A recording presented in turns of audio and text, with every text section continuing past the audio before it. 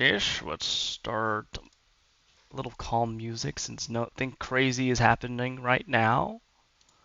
Um, Uh-oh. that's too sad. This is fine. We'll do this. Well, yeah, welcome back, folks. We lost Sean. Oh, I will slowly talk. Um, Last time, 2 weeks ago, um, Sean's back. Beautiful. Hi, Sean. Sean's muted. Okay. All right. Last time, after the initial assault of goblins upon the cathedral square, majority of the survivors and you guys made your way inside of the cathedral itself. From there, barricades were being set up, but in good old hero fashion, Alan goes like, "Let's go be heroes," and the Mayor Difference like, "That's a great idea. Go ahead and prevent loss of life." And you guys went out into the town to protect and kill. Two things that come hand in hand sometimes. To the north, there was a vicious battle happening at the northern gates, but far to the south, there was more chaos occurring. Goblins running rampart, scaring people, and the screams and fires are being set up. You guys began to carve your way southwards before having a small altercation on top of the roof of the Sandpoint Town Hall. It involved a goblin's head being ripped off and some other things. But after that, you guys saw in the distance to the west, towards Old Light, Broderick Quink's house. And in front of it, hanging from a tree and being possibly lynched slash burned alive, was Broderick himself. You guys immediately ran off to help the sage, Clortho slash Phil's mentor, ward, father figure. You don't know. And combat ensued. One of the goblins, one of the hobgoblins that was fighting, surrendered to you all, and you're like, okay, good. You're now Scarfy. Whatever his name was before, he is now Scarfy. And he told you that a Longshanks, which is the goblin term for medium-sized, taller humanoids, had planned some kind of raid upon the Boneyard, which is Sandpoint's cemetery. You immediately rush back in the direction of the cathedral. Clortho resting upon Ongo's shoulder while Jeremir helped Broderick along there. While you got inside, you did find signs and tracks of goblinoids, quite a few of them moving about. The tomb slash vault of the previous priest of the town, Izarkian. Had you wrote down? Yeah, Zarkian Tobin was found open. Um, but you guys decided to pursue the enemies instead. An arrow was left to hopefully direct Jeremir in the right direction, and you guys left the boneyard, sliding down the cliffside, crossing Canner's Bridge, and heading eastward out of town. To which Jeremir saw the arrow, figured shit out, and decided to head afterwards. All right. Any questions, comments, concerns, queries, aspirations, follies, falls, blah blah blah blah blah blah. I love you, Jared. Beautiful. And just because, Jimmy, you're hearing this for the first time, this is the Goblin War song. Is the Goblin War song? Yeah.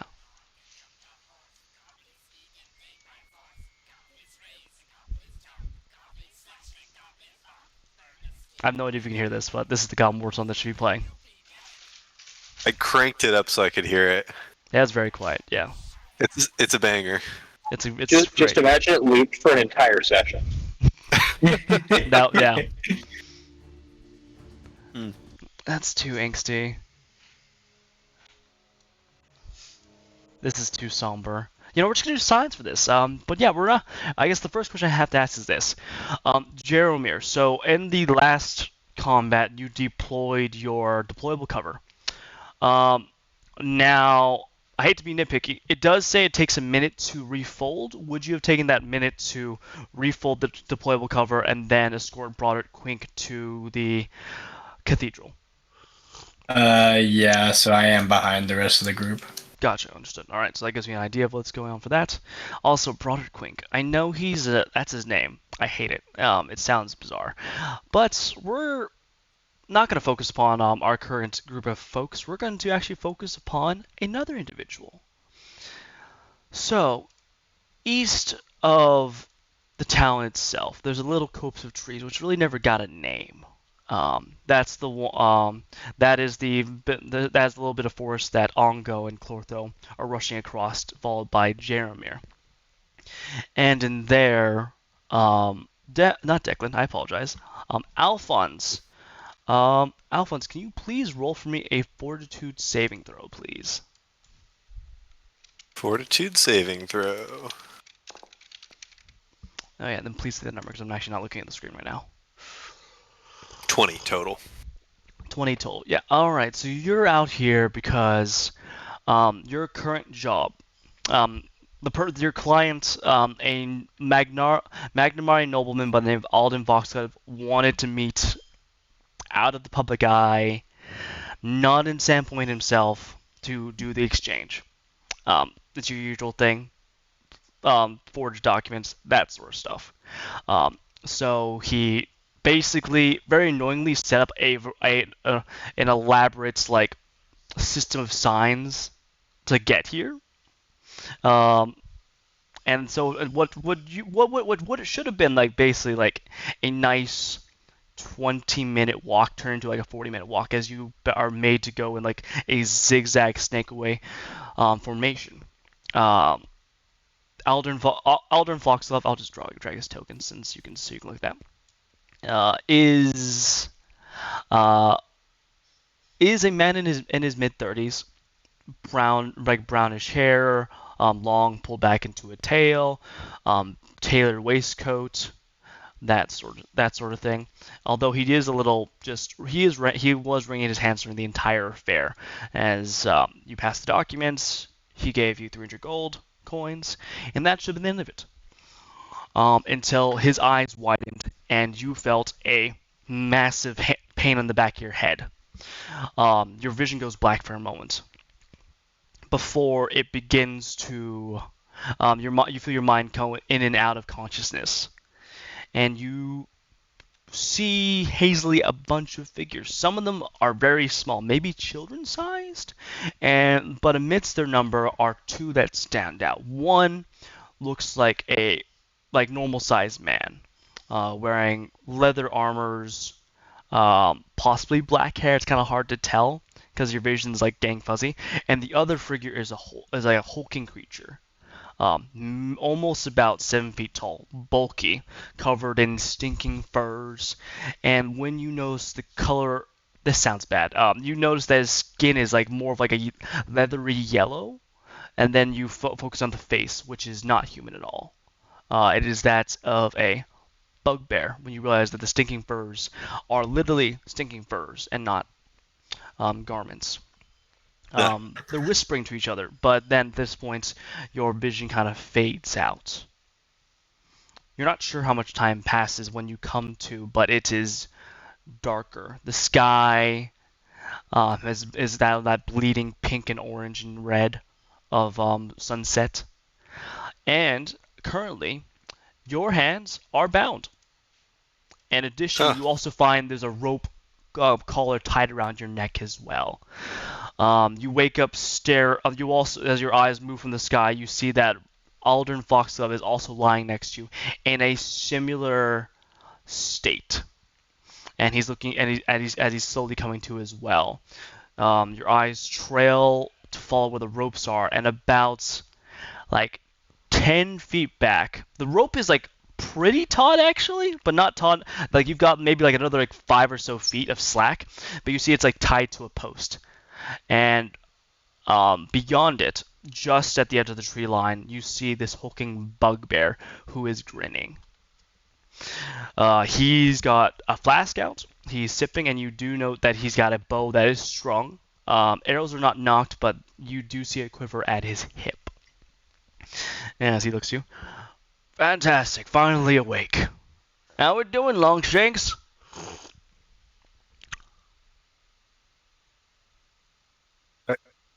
Who, me? Yeah, you! You scruffy-looking motherfucker. Oh, well, I feel excellent. I really actually was jonesing for a nap, and so I feel quite refreshed and rested and ready to head on my way, if you wouldn't mind untying me. Ah, I see. Yeah, you got more spine than this one. He points to Alden, who's kind of like shivering and shivering and remaining silent. That one pissed himself when he woke up the first time. So sorry for the smell. Now, it seems that I really don't have much use for you all anymore, but wanted to have a little bit of fun. Now, if you don't mind looking a little ahead, that way, other way, you turn your direction, you see about 7 or so feet is the majority of your things, and put on top of each one you see is a knife. You also see a much nicer knife that's got like a ivory handle, which you think is Aldern's knife. Now, so, and at this point, he picks the bow. He puts the flash away, puts the bow, knocks an arrow. You have until the count of. We'll make it fun. We'll do 100. 100. You can go ahead, get your knife. Once you get free, then you run. I need the target practice. All right, 1. He begins to count, and Aldern just looks at you and is like, "What the fuck is happening?" Well, I would, get up as best I can and get over to the knife to cut myself and Alderin free. All right, it is your choice. You can either do a fortitude saving throw, or you can make a athletics check to prevent the rope from like strangling you. Well, considering my athletics is a 0 and my fortitude saving throws are a +9, that's a total of 25. Pretty good. It still hurts because you it's biting at your neck, but you muscle through it, holding your breath to reach for the handle and grab at it and begin to saw. Aldern is going to also try now that he sees you doing it. And he's also able to do the same thing. When a couple of chops, and just as the bugbear is got to 50, you guys cut yourselves free. It's like, wow, really good. All right, perfect. And he starts to pick it up. 53, 55, 57, Can 59. How do I know how strong a bugbear typically is? Like, do I think this is the kind of thing I could take if I wanted to fight him right now? looking at this bugbear, make a society check for me, please. Okay. 22 total? Would be a dangerous thing, just because you see you see that he's basically holding himself back. They're ridiculously strong, and based on the bow and the way he's handling it, he probably knows what he's doing. And plus, if you want to, plus like Alden will certainly die. But looking forward to the north, there is trees, there is cover, all that stuff. Oh, recasting fear. Nope. Was clicking on it to try to open it up to see what it does, and I misclicked. Understood. That's all good. Gotcha. But I know I do have it. So, sorry, let me check this last one.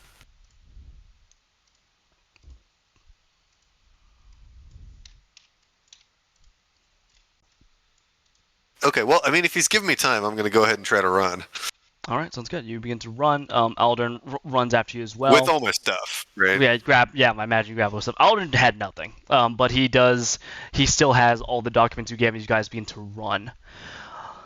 And as you continue to do so, you do hear the twang of a bowstring as the bugbear is going to try and get off a couple of shots.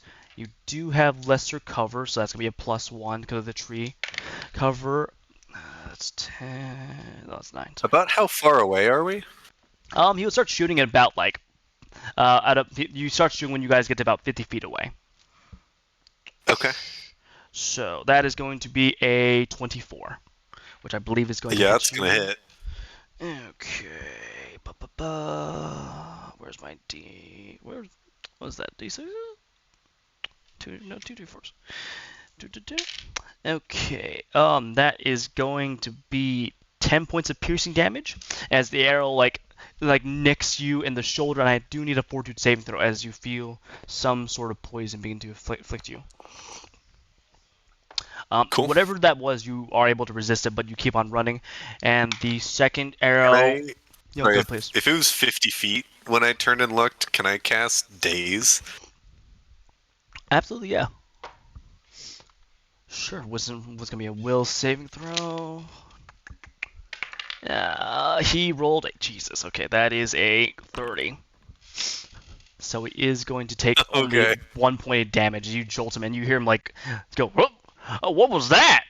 That was fun!" As he fires the arrow, which hits Aldern and hits him for 12 points of damage.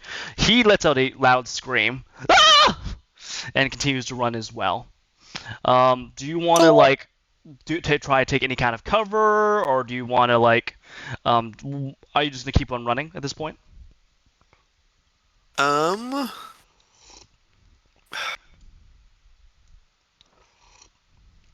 I'm gonna throw up a spiritual weapon Okay. and try to snap his bow in half with it. Ooh. All right. I like that. Give me a second while I look at my chart for called attacks. All right. So we're gonna call this a. We'll call this a tricky. So this would be at a -5 to your attack roll. What you're trying to hit, meet or beat is a 20. Okie dokie. Nat 20, baby. There it is. Okay. It basically, you turn around, you manifest it, not necessarily cutting into the bow, but right into the bowstring. So the bowstring snaps, and the bugbear, eyes wide, looks down, and he just grins. "You're fun! I like this! That's good!" he says. "All right. Now," as he keeps shouting to you, right? He's just to let you know, as he quickly begins to restring his bow. "I can do this really fast, so you should keep going." I would happily keep going. And And each interval of, some period of time, I like to try to make his restringing more difficult. I would try to use the spiritual weapon to knock the bow around or something. If I couldn't snap the actual thing in half, I would try to make restringing it more difficult. Okay, gotcha. Yeah. Go ahead and make another attack roll, if you don't mind. Okay. Oh my god. What the fuck? All right. Okay, we're just gonna say it. Go and roll damage first. Let's just do that. Okay. Yeah. Let's see what the damage is like. That's All right. 4. So it's doubled because of that. It's a bow. So how much? Was that thin wood? No, that's chair sapling. Shield. God, you break the bow. It's not snapped in half, but you cut at it, and it begins to break, and you watch it kind of bends a little bit. And at that point, the mirth in his eyes kind of fades, and he growls before you watch as he ducks away and disappears from sight. Despite his big hulking size, you can't hear him and you can't see him. All right, and then we're gonna quickly cut to ongoing Clortho. You guys are going at a dead sprint through the woods at this point. It is getting dark, not dark enough that impacts your vision, but you do realize that the tracks are leading you away from the normal trails at this point. So you are a little bit of bushwhacking. Nothing that's stopping Ongo's forward momentum, but it is you can feel the branches being to pry at your armor and clothes. Clortho is basically collecting a bunch of branches and leaves within him as you guys are moving about. And that's when you begin to hear the shouts. This figure, this booming voice shouting at some people. Go ahead and make perception checks, gentlemen. Both Clortho and Ongo.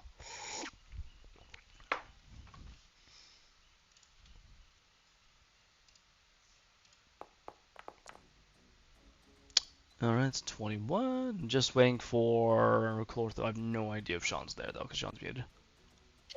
No, I am here. Sorry, I'm trying to get found here on my phone. Bad. I'm having trouble right now. I'm sorry, Sean. I didn't understand what you just said, but okay. Oh, I'm sorry. Can you hear me now? Yes. I'm having trouble rolling. Okay. My Gotcha. Wi-Fi can't plug it in the boundary. Okay, gotcha. All right. Did you want me to roll for you? Yes, please, for this time, and then I'll just roll a d20 on my laptop and add my bonuses and communication total from now on. Sure, yeah. 21 for both of you. Okay, perfect. All right. Ongo, as you slow your jog a little. Oh, actually, you're probably still running at a full sprint. You see that there are two figures. It is getting dark, so you can't see like specific details, but you're pretty sure you don't know these people. One of them is currently looking over his shoulder. Actually, I apologize. Jimmy, can you take this moment to go ahead and describe Alphonse to the best of your building? Yeah. He's a little on the taller side, maybe like 6'4", kind of lanky, wearing just pretty generic traveler's clothes. He's got shaggy hair down to mid neck length, like kind of long. I basically asked for the character here to be Matthew Lillard as Shaggy, and that's and he's got the goatee and everything. Up close, you notice he similar to Declan has the like stylus tattoo on the forearm. But other than that, he's got just kind of a bit of a wild look in his eye, like he's slightly listing to one side, just kind of like as he's standing there. That's how I'm picturing Elf. Beautiful, gotcha. And the other Vroke is just like kind of whimpering and holding onto his side as he's running. To roughly give like estimates of the distances. The figure that the booming voice you hear, that's basically is beyond them. Like that could be like anywhere from like 150 feet, 200 feet. These folks are about 60 feet away from you guys. What do Clorthos or Ongo do? So I see the two guys screaming, but do I see the assailants that are causing the screams? Do you see the assailant causing the what? Causing the screams. You currently do not with the 21. Yeah, because the forest is getting a little dense. This is off like the beaten trails and paths. So whoever is assaulting these two people, you don't see them. They're far beyond currently.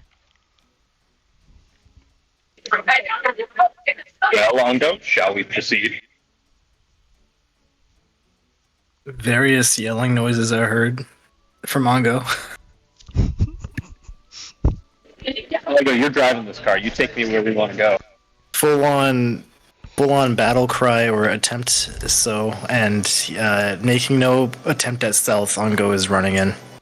Okay, gotcha. All right, you run forward and catch up to these two people.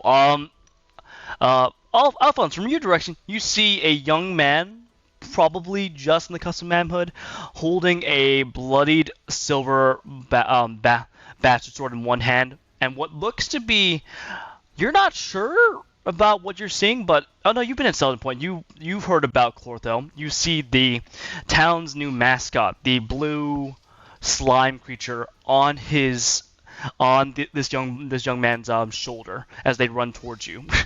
Aldrin's like, "Oh, please, thank God! There's a monster behind us shooting arrows." Are you the cultists? The what? The cult? You sent the goblins to us? What are you talking about? Yeah, what goblins? I think I saw some little gremlins that took us prisoner, but the only thing I just saw was a big hulking 7-foot-tall thing with yellow skin. Did you go as far as to describe the thing as a shanks? As a what? A long shanks? I think it called us that? Curious. Certainly curious. What is a Longshanks? Longshanks are anything bigger than goblins. Or things that are like a normal human size. I think, Jimmy, actually, he called you a medium shanks. So, they're running away from something that's probably a goblin. So, you two are safe. And I'm gonna go that way, and Ongo is gonna catch up with them in the middle, and they'll just keep running in their direction, like towards whatever they're running from. And Slurso is going the same direction Ongo. Ongo, you take 15 points of damage as 2 arrows fly out from your left and slam into your left shoulder. And you heard ha ha ha. And look over there. You see a large figure duck away into cover into the tree line, about like 80 feet from that direction. Can I estimate what we're fighting from their description and from what I just saw? Yeah, absolutely. Go ahead and make a society check for me, please. Society. 16. Yeah. So you remember because you're a farm boy from the hinterlands, so you have a passing knowledge of most goblinoids. This sounds like a bugbear. Grant, you've never heard of a bugbear using an arrow, like using a bow and arrow. It's not really their weapon of choice. They're like you. They like to get in your face and slash and beat you to death. Okay, now, how much does a healing potion give me? A healing potion is about 2d8 plus 5. Because Ongo's gonna rip that out of his backpack and chug one down. Understood. Beautiful. Tough Gotcha. luck. All right. And then sorry, go. Yeah, go please. he's going to chug down. He doesn't even know why he has this or what it is, but he's gonna chug down this thing. How do I? There you go. It's one of like basically over your time in Sandpoint, Ameko's been giving you like things to have. Like, this is useful, this is good. Use this if you're in a pinch. Use this when you're hurting. So everyone, you watch as Ongo pulls out a pink potion, pops the cork and drinks it down, and he begins to grunt. And you guys watch as the exposed skin that he has begins to like grow like scales. His eyes, like, you watch as the pupils dilate and then elongate into slits, and his body almost like kind of like lets out a couple cracking sounds as the limbs kind of extend and expand outwards in different directions. All right. Okay. I will be honest. I don't think this actually helps your armor because you're full of this is more than what that does. Yeah, okay. Oh, good. He chugs his second health potion. At this point, he's just grabbing shit in his backpack to drink, and just like a hard pivot, he's gonna slam his right foot into the ground and then run straight at the thing that shot him. Understood. Gotcha. Clortho. You like once the arrows shot forward, your single eyeball turned that direction, and the figure tried to duck behind a tree, but you know it's still there. It's not hitting as well as it should be, so that counts as lesser cover. What does Clotho want to do? I'm going to toss up a shield on myself for 2 actions. Understood. And I'm not able to see either of the archers, am I? You can. There's only one archer. There is currently only one archer, and you can see them a little bit. They've got lesser cover currently. And they're within about, we'll say, Ongo close the distance to set 60 feet in this time. Hold on. 16 or 6? 6-0. Close the distance to 0? I'm going to say no, I'll because just- you're doing potions and such, so we're just kind of loosely keeping that. Well, hold on. The Drakenheart mutagen. The only thing I get out of it is Final Surge, and Final Surge is just moving really fast, and then it disappears. Yeah. Yes. Unless you want to use Final Surge. Oh yeah, because nothing else in this potion helps me. Okay, what's your movement speed? Remind me? Movement speed is It's 20 feet, so 40 feet, so 20. So the distance is, you close the gap to 20 feet. Clortho. I'm actually not going to cast Guild on myself. I'm going to cast that cantrip is lets me walk fast, Warp Step, which increases my movement speed by 5 and then lets me stride twice. So I'm going to cast that on myself, crawl towards the archer twice. That should bring me within 20 feet of the archer, and then I'm going to hit him with a Bon Mot next. Okay, gotcha. All right, sounds good. What is the bon mot you're doing? Actually, also just to be clear, you're at 20 feet. So do you want to be up in its face? Oh, I thought it was at 60 feet. No. Ongo closed the gap by burning through the Drakeheart mutagen to move twice. Oh, but I'll stick with my casting a shield and then bond mod. Okay, gotcha. All right. What's the bomb mat looking like? Or make the diplomacy check if you don't mind. That is a 23. That's 23, and it's versus the will DC. Is that correct? Yes, one of these. Okay, gotcha. All right, that is a regular success. So -2 to perception will saves for a minute. All right. Do you just like make bobbly noises at this guy? I think I'm probably going to shout at him and say, if you were a better archer, you would try to hit the smaller target, coward. Gotcha. The bugbear looks over. He has his back up against the tree trunk, but he looks at you and says, that's a good point, actually. Yeah. As you then like swirl your body and and a shield of magic energy swirls around you. Gotcha. Okay. Alphonse, you watch as Aldern just continues to run towards town.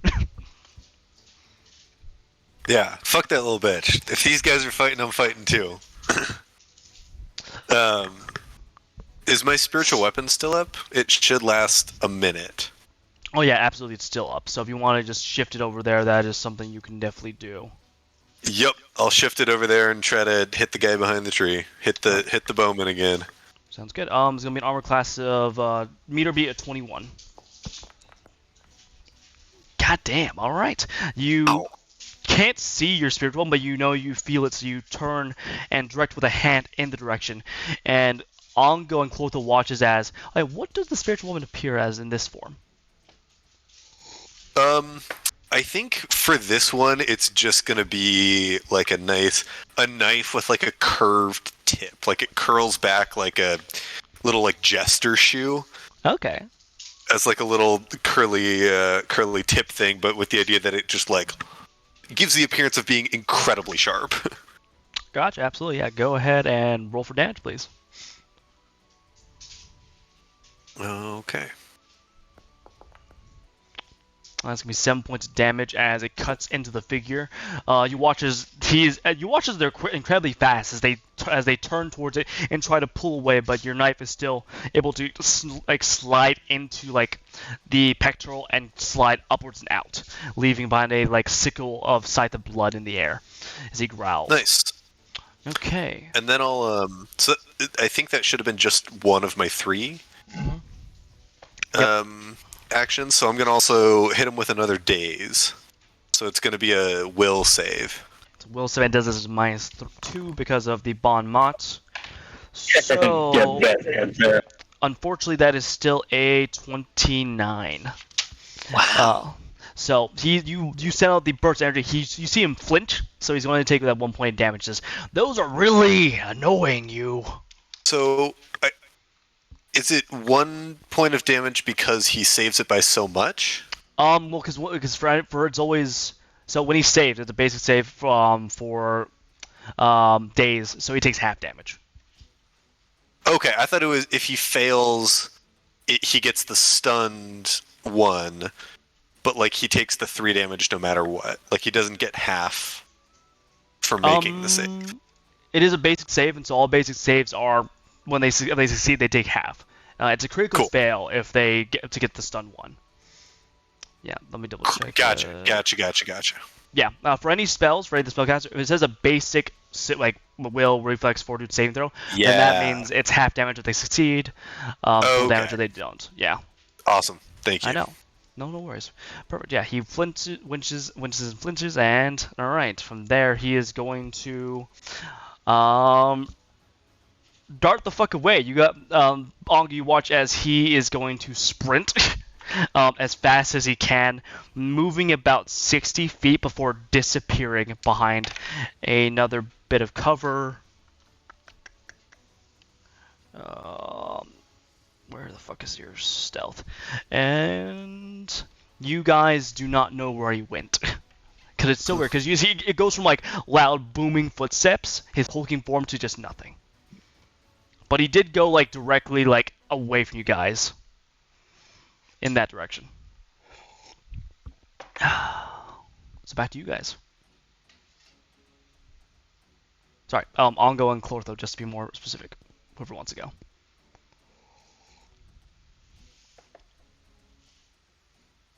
Ongo has no thought process. Ongo sees and hears general vicinity of enemy, and he is still guttural battle cry charging in general direction. All right. Okay. Full movement. Is that what I'm gonna assume? Yep. Gotcha. I will say that unless you make a perception check, which is one action, unless you run directly into him, you're not going to be able to perceive him as of right now. Gotcha. So would it be fair for me to say that so how far does Ongo want to move then? Because Ongo does not see him. Just as far as he can in the last general direction or sound or visual cue that he got. Understood. Okay. You get 40 feet, and you look around, and you do not see where this hulking figure went as the last rays of the sun begin to dip down, and the sky bleeds away into a darkish kind of like a lightish dark blue. Clortho, that's you. I'm not able to perceive him, am I? You can make a perception check if you like to see if you can I would find. love to make a perception check. I think my perception buff is +8, which would bring me to 25. 25. Yeah, 25. You immediately see him. You see that he is crouched beside a tree trunk, arrow ready, and you guys lock eyes, and he grins when you notice him. He is about. He is still in the same direction, so he's about 20 feet away from you guys. Are there loose objects near him? You see like some rocks, some branches, that sort of thing.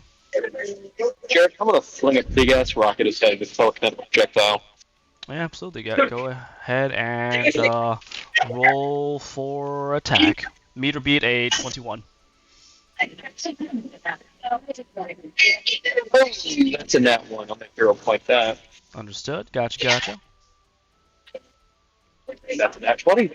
I swear to God, I can turn on the camera. No, I trust you. Fucking hell. Okay, go ahead and roll your damage, then multiply by 2, please. I was like, go ahead and do some other things. I want to say 2d6. Cantrips heighten at my highest spell level. Is that correct? Yeah. So for your casting telepathic projectile, that should be 2d6. Yes, 2d6. Yeah. Okay. I'm gonna roll 2d6.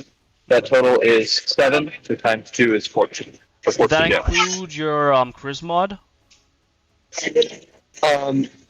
It does not include my charisma modifier. No, Jared. My charisma is a +4. But I assume the +4 only stacks once, right? No, you applied that. You applied that before. Oh shit. Then it's 22 damage. I know, right? Okay. So 22 points of damage. Let's see what the critical effect is. All right, no damage. Okay. Huh. Yeah, something bubbles up into your body.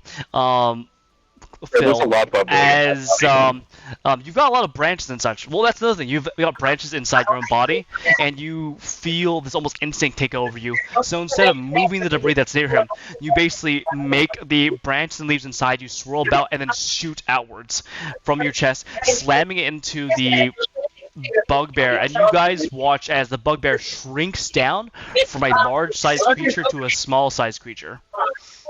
And he goes, "What the hell?" Pick on someone your own self. And that's gonna bring us to Jaromir. Jaromir, would you say you were moving at a jog or like a sprint? Just a jog. I don't think I would assume they would be fighting anything, so I would just be moseying along. Or, well, not moseying, but taking my time. Understood. Gotcha. Yeah, but at this point, we'll say you hear the sounds. It's people scream. Actually, you come across Aldern, this human man in a nice nobleman's suit. His left side is bleeding, and he's running in a direction. He says, "Run away! There's a bugbear!" And he continues to sprint away from you. All right. In that case, I start sprinting. Perfect. Um, Go ahead and roll a d20 for me, please. Joke.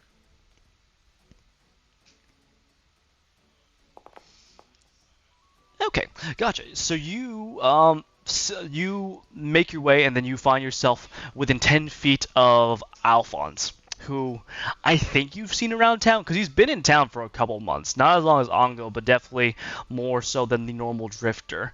And as you see his head turn it off to the left, you turn in the direction, you see your compatriots Ongo and Clortho facing off against another figure, which you can kind of make out from this direction, but like it's a small figure behind a bush, maybe a goblin. That is about, God, that's far. I'm trying to think. I think it's about 100-ish feet from where you currently are. Okay. I take note, and I'm like, okay, well, can't have that around it. So I just move toward it. I don't think I can do anything with my range. 100 feet. I can maybe. How far is that? 30 feet? I can move how far? 25 Where's feet. my- So Yeah, so I can't. So I just move three toward it. okay, absolutely, yeah. All right, you move 75 feet, and the sound of your suit helping your assistant's movements assist, and Ongo and Clortho, you guys are now aware that Jeremy has arrived and joined the fight. Gotcha. That is going to bring us to our now much smaller bugbear, who sees beyond Clortho to note Jeremy now entering the fight, and you watch as he is going to dart away. It's funny going from this large figure to seeing like basically he's about 3 feet tall and running at full tilt. Can I? Sorry to interrupt you. What's up? I think that's him having been able to run away twice without me being able to run after him. Oh shit! Did you want to run? I would have just chased him into the woods after Clortho and Phil as well. Okay, because they are about 80-ish feet from you. Yeah, I would have like run Okay. towards them as well, not let the I would have done basically the exact same thing that Jeremy just did. It's just run Okay. closer. Okay, good, perfect. Yeah, we can say that you're in line with Jeremy now. Perfect. All right, and with that, Just give him a little sup nod. gotcha. The now small bugbear is going to dart away into the tree line. He is smaller, so you guys watch as he gets swallowed by some bushes as it begins to head directly east. Ooh. And then once more, the silence settles over. Bring us back to you guys. We can just kind of whoever wants to do something. He's still right in front of me. He Oh, no, he disappeared. ran. He had directly east and disappeared into the trees, and now it's eerily quiet again. You did see that he had like a short bow, so like he had like a spare bow somewhere. Yeah, he's not. It's her who hardly knows what it is. Onward, onward.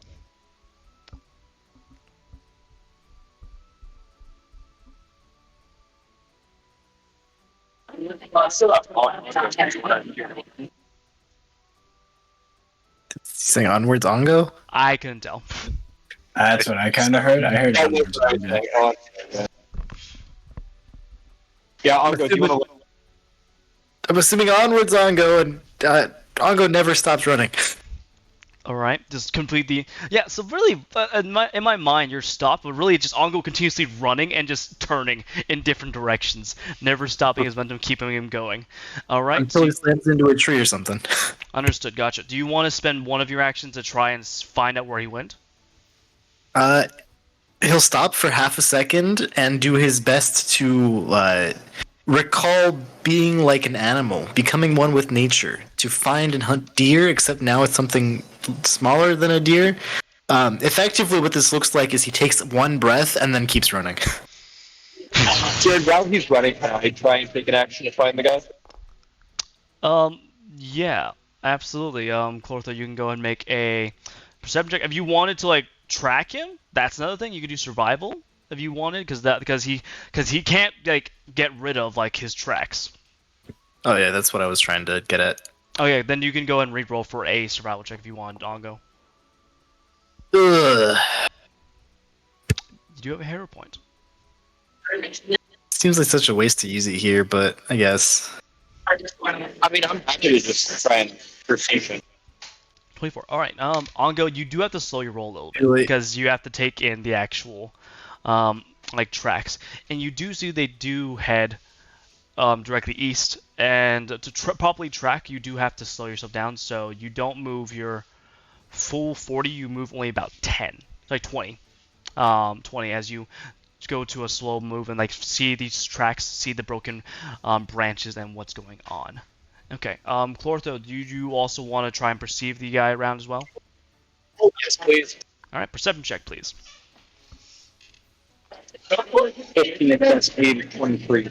23? Yes, 23. 23. You do not see him. There's no rustle. You don't hear any breath. You don't see any like signs in terms of like maybe like a bit of fur got snagged or anything like that. Currently from where you are. Can I just get mad and mentally check a branch into the forest? Sure, yeah. Go ahead and roll a D100. If you do 5% or below, something might happen. That is a 72. 72. All right. You send out a branch into a direction and it crashes against a nearby tree trunk.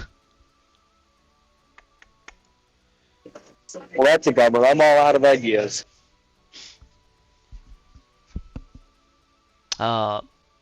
Jeremiah, Alf, do you guys want to do anything currently? I watched the bugbear wander off, and I go, well, okay. Y'all kind of size these folks up next to me. Are any of y'all hurt? Do you look hurt? I look like a pile of goop. Right, I have no idea what to make of you.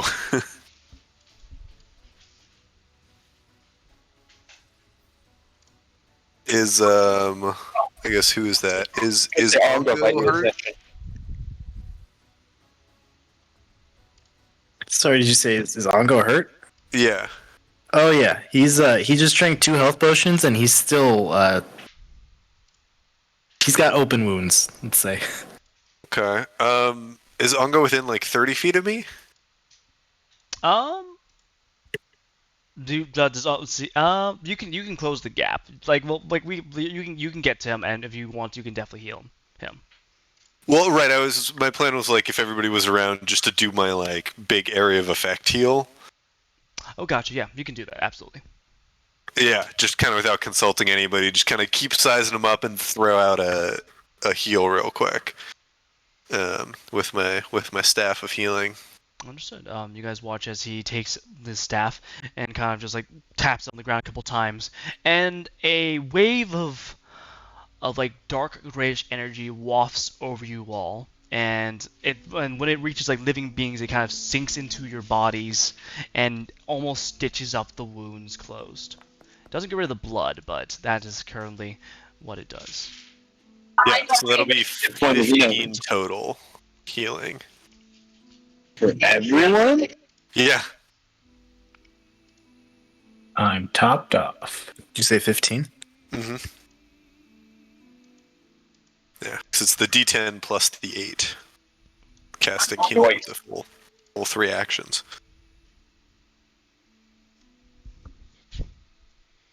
Good shit, good Yeah. So I'll just kind of like reach back, like scratch behind my neck, be like, so y'all are having trouble with some goblins? Yes, they looted the city and dug up a grave. Down. And attacked the festival.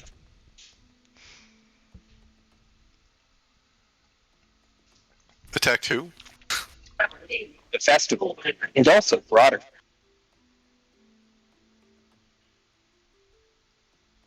Hmm. I feel like we gotta found this hobgoblin who is nearby. See, I just think he's long gone. Very well. Yes. And besides, all he wanted was just a bit of fun. Interesting. Yeah, see, all he did was he and his buddies tied me and this rich guy up, and then he wanted to have us do a little, like, cut yourselves free and see how fast you can run. But it was a good bit of fun. It was a good bit of sport. I mean, I broke his bow, and then you guys showed up, and we had him on the ropes. Yeah, it was good. Good time. You are adept in the martial arts, then, I take it. You what? You are adept in magical fighting, I take it. I've been known to cast a spell or two, yeah. Interesting. We will have to compare notes. That sounds lovely. I love notes. Speaking of notes, what are y'all's names?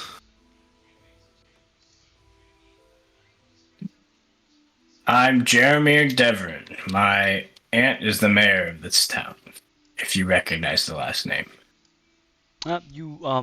He would. Yeah, Alf would recognize that. Okay. Yeah, you haven't seen much of this young guy. Granted, you realize you probably would have noticed someone in a fucking clockwork mech suit walking around. Yeah. You would just hear loud, like, breathing coming from Ongo, and at first it might sound like he's labored breathing from all the running he did and holding himself back from chasing out for more. But upon further inspection, you realize that he is attempting to sniff the night air, apparently, thinking that it can get him closer to the runaway enemy. His focus is entirely on the forest. So Jeremy Deverin and Sir Sniffs-a-Lot. And what about you, Mr. Blob? I do not have any. But if I did, it would be Chlorophyll. But you can call me Phil. Sounds good, Chlorophyll. Chlorophyll or Phil. Sounds good, Chlortho or Phil. And his name is Ongo, or at least that is the noise he makes when he runs. Okay.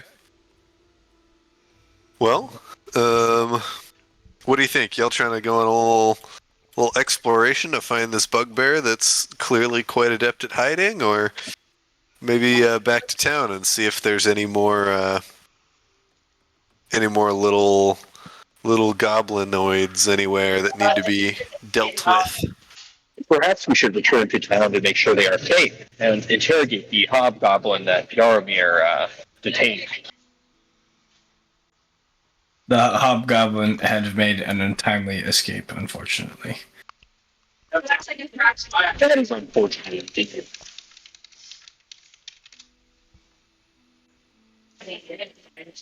Nonetheless, I do believe we should return.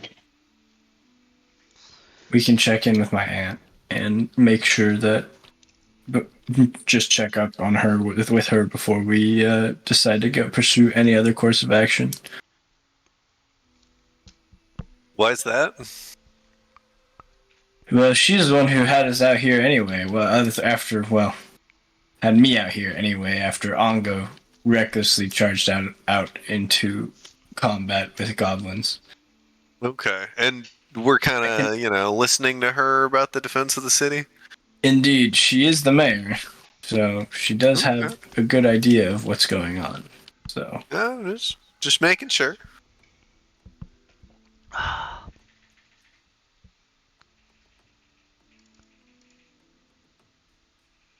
So we're heading back to town? Yes. Ongo, please carry us to town post-haste. Ongo puts Clotho on his shoulder and then attempts to pick up Alf and Jeremir at this instruction. How much is it? I don't have this written down actually. How much is a creature weight? Let's see. Jared, what's the carrying capacity of 3 creatures? Well, he's got to be encumbered. That's the question. But the next question is, How much is the bulk size? Jared, what if each of us is carrying the other? Don't each of us have enough carrying capacity to carry one person? No. I mean, no, since one person's carrying. Okay. Alright. Ongo, what is your bulk? Your bulk capacity? It's 16. Okay. Oh, that's actually okay. Yeah, you can't move. You guys watch as Ongo actually manages to sling all of you guys over his shoulder, moves about 20 feet, and then his legs give out. Directive attempted. Good effort, Very well. dude. I will propel myself, I say as I kind of brace myself, and then I take off and undulate my little jelly feet and move about 3 feet per second. There, does the weight loss of Clotho allow me to do this? It does. It does. With the sudden loss of the immense weight of a tiny slime, Ongo begins to charge back to town, carrying everyone Well, you else. can't charge. You're basically like walking. So Well, he's gonna charge as walking as he can. it's your choice. You either make a Constitution save, Fortitude save throw or an Athletics check. I'd like to give him guidance. Okay. For the Fortitude save throw. Oh, which one is he doing? All right. I don't okay, have another hero point. That sucks. Unfortunately. Ongo makes a valiant effort and gets to about halfway to town. He gets to Tanner's Bridge, with Clortho just waiting for him there. Because Clortho, you move slowly, but looking behind, you see Ongo just sweating as he's carrying both of these full-size adult men over his shoulders. Once you get to Tanner's, letting Clortho carry you, or Ongo carry you? once Ongo gets to that point, Ongo, you are now fatigued. Just okay. Hold on. He's gonna drop both of them just unceremoniously on the ground. There's water here. I gotta drink this water. I think it'll make me feel better. And he's gonna vomit into the river. Nice. I don't know why I let myself get wrapped up in that, but all right, here we go. Hope you feel better soon. He pops up after vomiting. Yep, everything's good. One more time. Jeremy kind of eyes the vomit on the vomit or vomiting Argon. Goes, you know what? Everything's good. I'm gonna keep walking from here. I'm just gonna stretch. I'm good too. Yeah, thanks. He's gonna do some leg stretches, jump up and down 3 times, and then just run back to town, grabbing Clotho on the way. Yeah, you cramp up a little. Your calf cramps up at some point. So you kind of like continue to hobble. But we will say that. It's still. I update your damn token. What the hell? Does it help if he begins to run on all 4s? No, it doesn't. It makes you look a little strange, to be quite honest. Well, with the help of his hands, the calf that's sprained or whatever you said, he can use like 2 hands and a leg to propel himself faster than hobbling on 2 feet. Sure. It's his thought process that he implements. Sure. Gotcha. All right, so you move at the same pace as Clortho, and you guys make your way back into Sandpoint proper. So, to Alf, you left Sandpoint earlier that day, and now you see that there are like smoke fires billowing from across the town. Today was the Swallowtail Festival, so you would expect festivities to be ongoing. People drunk in the streets, loud celebrations, that sort of stuff, but there's like eerie quiet. Beyond every so often you hear a shout here and there. Nearby, like a window like shutter opens and you see someone peek through it before they close it suddenly. And when you make your way to the Cathedral Square, you see the wreckage there. Only there are no bodies, though, actually. But looking over that, you do see that there are like deep furrows. It looks like the bodies were dragged into the cathedral. But overturned carts, stalls left unattended. The platform that had been set up is absent, but burnt in many different places. As you guys make your way to the cathedral door, we'll just say, Jeremy, you knock on the door. Is that fair? Yeah? Yep. Yeah. Knock on the door. And you hear from inside, "Who is it?" It's me, Jeremy. Oh, And I, Florida. oh, yes, 1 second. And you hear the sound of like prying wood and like things being and like wood scraping on stone, and the door opens just large enough for you all to get inside. There's a bunch of like furniture that was being used to barricade, and behind it you see a couple of townsfolk with a variety of implements, in addition to Father Absalar Xantis, the head of the cathedral. For Jimmy, since it's your first time seeing him, he is a middle-aged human man wearing reddish robes with a orange sash. The chain of his office contains the 6 different holy symbols of the deities that the cathedral would have been consecrated to. He's a bit clean shaved. Like his head's like shaven down to a 1, and his beard is very bushy and with a waxed mustache. He looks over at all of you. Good, come on in, please. You guys enter inside the cathedral, make your way inside, and you do see that there's a lot more people in here, and a lot more injured people as well. Ongo, you see the mix and menagerie that is the town militia kind of mingling around in this space as well, with their odd mixture of weapons here and there. And you all notice that Mayor Devon runs over, grabs Jeremy in a hug, and says, "All right, good. You're fine?" "Ow, fuck," she says. She actually bangs her head against your helmet. God damn it. Yes, Blintz. All things considered, I think it went pretty well. Right, We right. did manage to capture a hobgoblin for a little bit, but we did end up losing him. He was a little wily creature, but Gotcha, yeah, no worries. She says, Aldern, she points over, you guys see the nobleman from before, who is being tended to by one of the, acolytes of the cathedral, told us that you all saved his life, and he's very thankful for that. And Broadert is... Her eyes dart towards Clortho, and she opens her mouth but doesn't say anything. Broadert's in recovery, she says. But otherwise, as she's looking you all over, you all look pretty well tended to, she says. Her gaze shifts to Alf. "Hello. I don't know if we had the pleasure," she said. "Mayor Kendra, I apologize. Kendra Devon," she said. "Nice to meet you."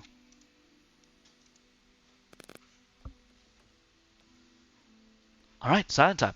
Okay, fair enough. Sorry, my headphone was up here. I don't know if you heard me. I did not know. No, sorry. I'll say, Alphonse, at your service, and like bend down in a bow and reach out to kiss her hand. We don't do that here, she says. Then sorry, just to describe Kendra. Kendra is a like a mid to late 30s woman. Her hair is a bit short, cropped. She is currently she's wearing nice clothes, but she also found like some leather breastplate to strap onto her chest. So she then just takes your hand and shakes it firmly. It's a never mind. I've seen you before. Yes, you're staying at the White Deer. Is that correct? How do you know that? Are you keeping track of me?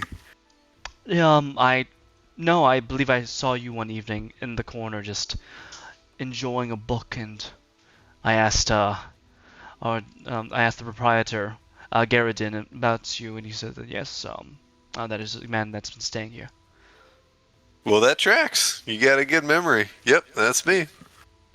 Yes, well, it's glad that you weren't too injured previously during this this horde affair, she says. Please get situated, get suited. Town Watchman Ongo. Well, technically you're a part-time. Doesn't matter. Town Watchman. If you have a moment to spare, the sheriff would love more hands on deck. Most of the goblins are gone. All the fighting's died down, but the sheriff would like some extra eyes and ears to wander about and see if there's any other craziness going on. Is that something you can do right now? Ongo salutes and He's very clearly hobbling over to the door to get out. Yes. Oh, Patrol and time. a nephew, do you mind going with that young man? Because while you haven't had your training, but you've done well, so I think that'll be good. What's buddy system and all that? Is that all right? Yes, I'll tag along. Perfect. Although, young old Clotho, do you mind if I speak to you with him for a moment, please? I do not mind. Thank you. She wanders over and she kind of cups you in her hands and wanders off into the cathedral. Oh, right. Where did my picture for this damn thing head? Because I had an image that gave me a perfect visual for the cathedral. I don't know where it went.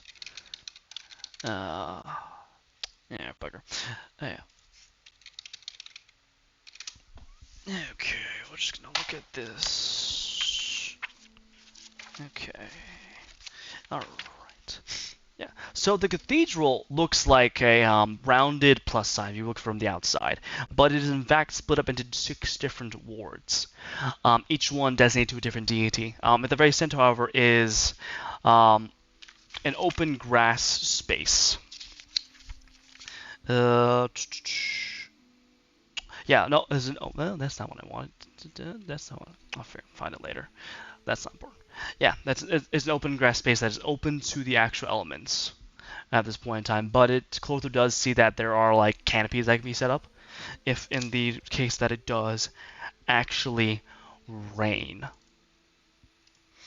You guys make your way into the only one of these chapels that doesn't have like pews. This one has like cultivated wild grass, plenty of like plants growing along the walls and vines, and you see the familiar symbols of the nature god Gazra. It's been a bit marred because there are cloth partitions that have been set up, and as you make your way over there, one of them gets pulled aside, and you meet a unfamiliar young woman. It is unfortunately not Sarah Silverhand or her brother Timothy Silverhand, but this woman, as I double check her name, she looks to be about a couple years older than Ongo. Dark hair, very classical beauty, pouty, like full lips. She is wearing a torn dress, and her hands are kind of one of her hands is holding a bloody rag. Beyond her, you see is Broddart, lying in a cot, made as comfortable as possible. His eyes are closed. He's currently sleeping, but he's a bit pale. As you enter, the mayor says, "Oh, I don't know if you're. This is Katrine Vendor. Katrine Vendor. This is Clortho, or Phil. Is there a preference?" Preference to what? All right. Nice to meet you. He says. So I was helping a little bit with Father Abstelar about all of this, and so she looks to Broder. Good on you all for saving him. And while the healing, unfortunately, the good father was a little bit tapped, and the outlet are a little thin. So his wounds aren't dire. He's not in danger of losing his life, but he will have a hard time walking for a bit, she says. I just, since he doesn't really have any other family or folks in town, thought it best to pass that on to you, Clotho. Don't worry, I can definitely help out, and do you know Das Corbett? He's the smithy in town. She says, looking at you, Clotho. No, I believe I had the pleasure of meeting the smithy, but I feel relish the opportunity to form people. No, it's alright. I can handle this. I was going to speak to him and enter the Carpenters Guild. Maybe they can fashion a wheelchair for Broddard so he can get around a little more. But it was a close thing, she says. Right. I am touched by your kind gestures to Robert and to myself. It makes me feel very included in this community. Yes. Now, you watch. She's like, Mayor, do you mind if I speak to Clotho in private? And Kendra nods. She goes to like almost like the gesture like squeeze a shoulder, but then she ends up just grabbing your toward body and squeezing it. She's like, "Oh, I'm so sorry." There's a little bit on my, and she just kind of slides a bit of the slime back at your body, and she exits. It is organic material. And then Katrine looks at you. So Clotho, can you tell me a little about can you cook? Do you launder? Do you do any of these sorts of things? My name is cook no longer. I do make a very, very good martini. Oh, that's odd. That's a odd skill set. All right. I've never been inside Master Quink's house, but is there space for another bed by any chance? You mean in broader terms? Yes. Yes. There is certainly space for someone else to sleep and stay. Right. Okay. So I apologize for me imposing, but I'm going to. Brother's going to need an extra hand to take care of him, and since if I can be so blunt, it's a little clear that you don't know how to tend to him. I'll be there to do so. All right. I do not mind in the slightest. Brother has long said that once I am that someday that there will be a girl that I bring home. Perhaps you are fulfilling that request. Thank you.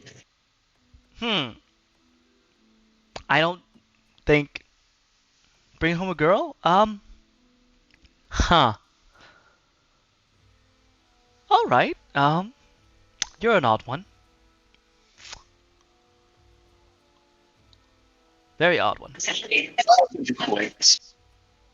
Right. Okay. Well, just wanted to let you know.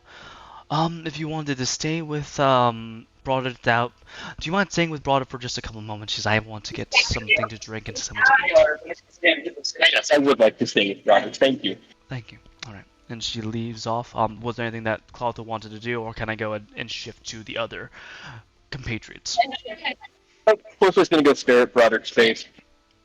God, I have this image of just like there's a bed, there's an old man, and just Clotho just slowly rising up, single-eyed, just staring at him and not blinking.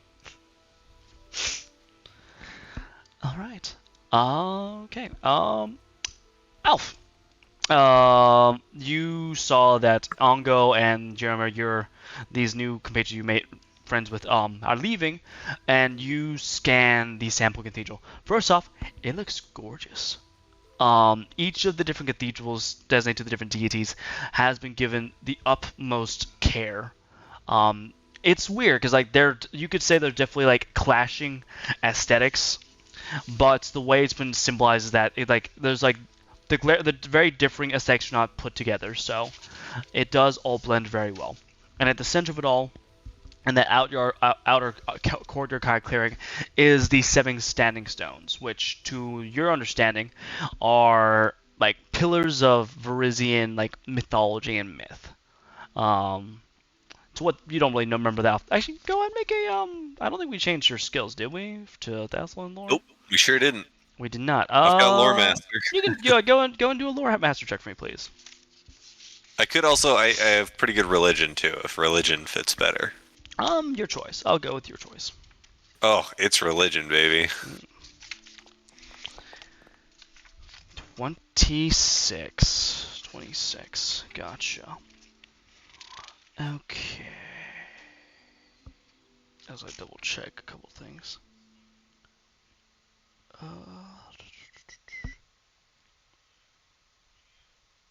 Yeah, oh sorry, I apologize. That's 6. There's 7 standing stones.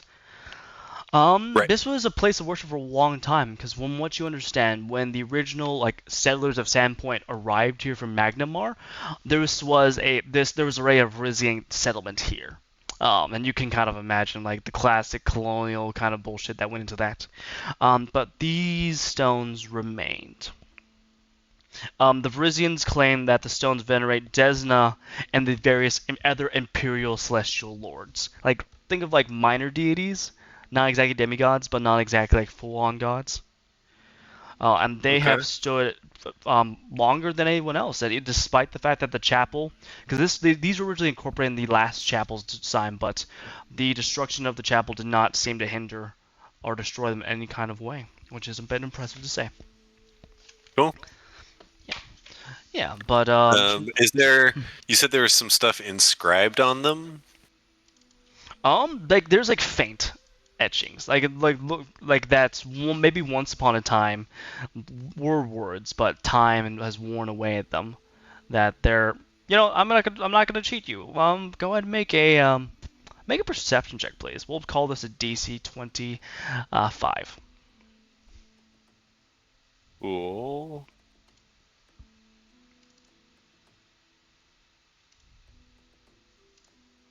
I'm Alright, a please. hero point. Sounds good. Alright, then everyone else can remember you get another hero point at this point. How many should we have total then? If you should have 2 at most. Okay. I'm a hero point again. I want to know what's on these stones. Sure. Yeah. Oh, all right. It's not meant to be. A part of you kind of like as you run your hands over these stones, and think about them. If they're as old as Varisia memory in your mind, they're probably older than even that. Like maybe going back thousands of years ago. They stood. There is a part of you that gets like a sense of like old magic, but at this point in time, you're not. I don't think you're certain whether or not it's like vestiges or like an actual like lingering enchantment.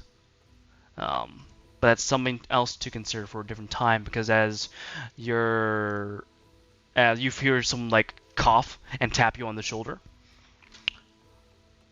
and looking behind you, you see Nico Kuza. The scruffy man looks not worse, any worse for wear. He's a little slouched, and you see his tongue like darts out to lick his lips. He says, "Nice to see that you're alive." I think so too. Yeah. Where were you during this shit show? Oh, here and there. I played a little game with a bugbear. He shot me with arrows, and Shit. I stabbed him and broke his bow. All right. God damn. Well, good Yeah. on you. And he kind of shuffles forward and leans and whispers. So how did the deal go down with Foxglove? Cause he's here, he's live. Did we get the scratch? Oh yeah, yeah. No, went down just fine. I mean, the bugbear was the interruption there in the deal. I actually just decided to, as a DM question, did I take the money when we grabbed all our stuff and ran away, or did he? Yeah, it was grab in your stuff. Yeah, you had time to put in Okay. your bag, and then you heard the familiar clink of coin. You heard the louder clink of coin in your bag, so it was in there. Okay, great. Yeah. Then oh yeah, I've got it. Good. Went off great. Glad to hear it, because the boss Yeah. is the boss will be mighty happy about this. Nice. It seems like this town might be in need of some funds to help rebuild some stuff. Where I were think so. where were you during all of this, Nico? Yeah, it was just me. He says as he takes out a deck of cards and like does one of those like air like shuffles. Just doing the games. Then all that shit went down. So I saw that kid you walked in with. I saw that guy push a cart, smush a bunch of damn gobs, and then just go on a fucking rampage. Woof. Huh. Yeah, it's a shame that he's a town's guardsman. Not the thing in all the armor, and not the pile of goo. The kid? The kid, yeah. It's a shame he's a town's guardsman actually, but still mighty impressive. Huh. Yeah. But otherwise, Okay. it says- Well, yeah. Word is from Jubril is that we're just chill, lie low. No one's going to the Fat Man's, the Fat Man's at all. Everyone's supposed to. At most, we head back tomorrow. You dig? okay. And I'm. It's cool if I just hang on to all this. Yeah. Mhm. Yeah. Yeah, just be careful, Okay. because there's plenty of pickpockets around. Oh, I've heard. So we've And I'll heard. rub him a little elbow. Yeah, yeah. But he also just said just keep it chill, because this is not a good time. Any of us get thrown in the hole, well, it's gonna be a little harder to get us out. So we're all goody two shoes, dotting our I's and crossing our T's. All You right. know me, I always am. Yes, you are. He says he's gonna wander up. Now I'm gonna go see if I can get any of these sisters and brothers to play a decent game of cards. And he shuffles off. Can I? Oh no, it's not gonna last that long. I'll give him. I'll give him a little guidance. Ooh, I feel a familiar touch, and that sounds really sexual. Thank you. And he wanders off. All right. Was there anything else that Alf wanted to do? Nah, just kind of look around, see if anybody was gonna ask me to do anything. Cause all my my two companions got sent off on an errand, and the other guy got brought around. So I was kind of waiting to see if being in the company of what seemed to be official hero people, if some official type person was going to end up coming up to me. So I'll just kind of be around and be present, but won't do anything to bring too much attention to myself. As you immediately shift, you do see a young woman walking towards you, actually. You've heard about her. This is Ameko Kaijitsu. She is one of the few people of Tiansha descent within the town. She is the daughter of one of the prominent families. She stands at about 5'9", long black hair, but the front strands near where the hair parts are graying and white. She is completely armored up actually. Right now, and on her back is what looks to be a lute, and at her side is a rapier. But she walks over to you and says, "Hi, do you have any time to assist in something?" Also, I apologize, I have no manners. Ameko Kaijutsu. Ameko Kaijitsu, it's lovely to meet you. I'm Elf. Nice. And for you, I've got all the time in the world. Right. So, there are there's a lot of folks here, and at this point in time, the good father said that they'll only keep all the people that are injured inside the cathedral, but the rest of the folks need to move elsewhere. A couple homes got burnt down, so if you don't mind, she gestures over to a bunch of people who are picking up things. Mind lending his hand while we head back to my establishment? Don't worry, there's a free meal and ale at the end. Love that. Perhaps before we leave, I should touch base with the father and see if I can't lend a healing hand, and maybe there will be more folks who will be moving out with us. You watch as she looks at you again and takes a longer moment to analyze you, and she sees the symbol of Nethys. Huh. Don't get a lot of your number around here, she says. Which one are you? She said, black mask or white mask? Or not really decided.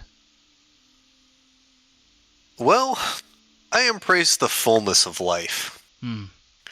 Oh. So I understand that there's power and knowledge in all aspects. In all aspects. Right, no, absolutely, yes. Father Absalar, and you see the man from Bor look over. This young man, she's like, I apologize. This man, I think he's older than me, would like to offer his assistance in healing. And the father comes over. Oh yes, hi, Father Absalar. Oh, a priest. Good to see you. Welcome to our. Let's see. Do you think Alf would have made his introductions to the cathedral before this point? Yeah, I think he would have just gone and introduced himself and said, "Hi, I'm in town. I might come by sometime." He absolutely does not recognize you. It's like, welcome to. I apologize that things went this horde affair. It's please do not allow this to color our town. It's just unfortunate. happens to come with the territory living in the Lost Coast hinterlands, and you watch as a young woman nearby stands up, wanders over. She has like curly hair and this like ugly scar that like cuts through like the right side of her mouth, and she whispers in her ear, "Oh, Father Alf, I am so sorry. I didn't realize that I didn't recognize you with all of the blood on your. I am so sorry. It's been a long day. Forgive me." And the young woman next to him said, his mouth, "Sorry, he does this a lot." Yeah, a little hand wave. Not a problem in the slightest. I heard there were injured folks that potentially needed tending to. Absolutely, yes. If you don't mind, he points towards like the chapel to Gosra. There are a couple of the elderly folks over there. The ones that they're not in any life danger, but they've got some crippling wounds that we would love your assistance to heal. He says. Happy to. Yeah. Perfect. All right. Okay. So if you don't mind just making a medicine check, and we'll just say that you burn through all your spell slots to heal. Is that fair to say? Yeah, I was gonna say I've got 3 charges left on my iron staff, so I was planning Beautiful. to do at least 3 like area of effect heals with that. Okay. Yeah. Absolutely. Gotcha. Then also make the medicine check as well. Okie dokie. Gotcha. If you get DC 18 minimum for every 3 after that, like you do some much better work. Jesus, what is it? Wow. It's completely healed. You heal everyone that was like suffering from a crippling injury inside the Gosrin chapel. You get a lot of teary-eyed thank yous. Broaded wakes up, looks with Clortho, and manages to rise. You see him walk around gingerly, and he looks over to you and puts a hand on his shoulder. We didn't establish this, Jimmy, but do you think that you've also introduced yourself to Broadert by any chance? Yeah, I think I definitely would have introduced myself to Broadert. I remember you, Alf, right? That's right. Alphonse for long, but yes, I do go by Alf. Understood. Alphonse, you're my second best friend now. After basically you're my third best friend after Chask and Clortho here. Thank you very much. I got a little worried when I heard that I might not be able to walk for a while. So, please, anything you need from me, you need to peruse my library. If you need to get a favor from Chask, I can absolutely help. He says, absolutely help. Thank you. Okay, well, you can trust. I'll take you up on that. Perfect, fantastic, he says. Good man. See, Clortho, you want to be like this man, nice and helpful. Write that down. I will write that down. Who was it, by the way, that he said I would be able to get the favor from with his hope? Chask Haladan. I'm just gonna roll for you quickly. Chask Haladan is the proprietor of the town's bookstore, the Curious Goblin. It's actually really well like filled out, but you've only heard that because whenever you've gone there, you don't know what's put Chask off, but you've had very cold reactions from the man to the point where the last time he threw a book at your head and locked his door. Huh. Yeah, you literally didn't do anything. You walked in, he looked at you, and just said, "Get out, leave." Okay. Well, that's good to have in the back pocket, and yep, I'm sure I'll be seeing you before too long, Broadert. Oh, absolutely! Please come by. It's the view of Old Light from my house is perfect, because we're literally like 30 feet from it, so it's perfect. We have visitors to socialize with. Yes, what Clortho said. All right. With that, Alf, you do your part in healing, and then with Ameko, you begin to help folks gather the things and begin to move towards the Rusty Dragon, her place of her establishment. Great. And sorry, did you want me to use my like leveled spell slots too, in addition to the Staff of Healing? We can say that. Let's just say that you use up all of the second level ones for this, since the natural 20 was enough that you were able to use the most powerful magic spells to do what you're trying to do. Okie dokie. Perfect. All right, and that's gonna bring us to Ongo and Jaromir. Gotcha. So gentlemen, as you guys exit out of the cathedral and look at the sprawling town, you don't see any active fires, mostly just smoke trails leaving, and those are beginning to die down. Looking at the townscape, is there any particular place you guys want to go to, or is it just like a general like walk around and like looking to see if you see any nearby threats? How do we feel about visiting the mausoleum of the goblins for a picture? Unfortunately, Clortho's not there. It's just Ongo and Jeremo who get a thing for since during your time. Sorry. Well, Ongo, your instincts haven't led me astray yet. So, what direction do you want to go in? Ongo will pause and look around as if he's thinking really deeply before saying, "Up." Yeah, it looks straight up. It looks like toward the roofs of the nearby buildings. If the goblins thought it was good enough, who are we to argue? And Ongo will, just as he did last time, without stopping, just run straight at a building and attempt to climb straight up. Sure, make an athletics check. Athletics. Jesus. He's good enough. Barely skipping a beat, you watch as he leaps up like about a good like 8 feet and clambers up like the last 3 feet on top of a nearby building. Jeremy, go ahead. If you're trying to follow him, go and also make an athletics check as well.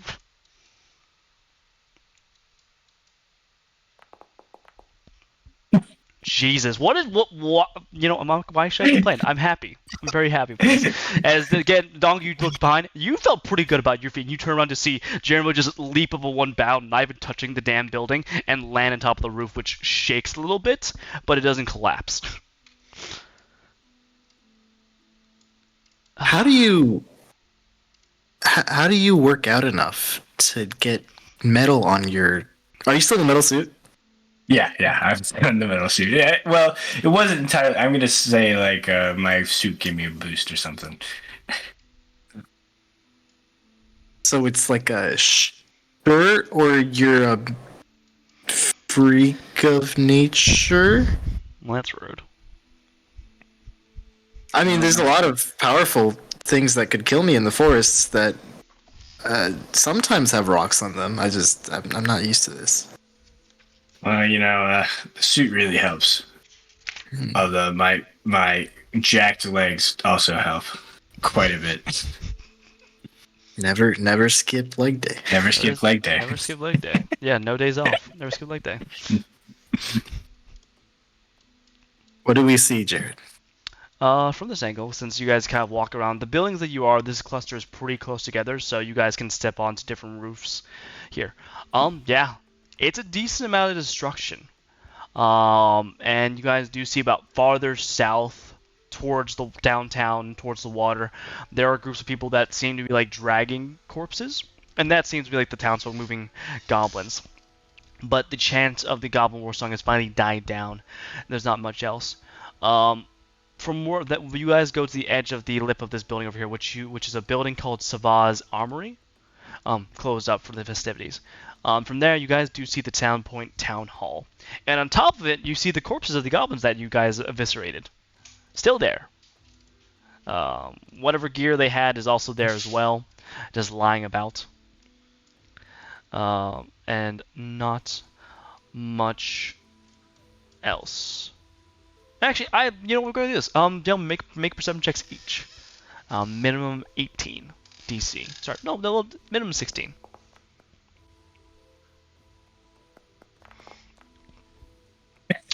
Ongo's fatigue takes over for a moment, so he kind of like zones out for a second.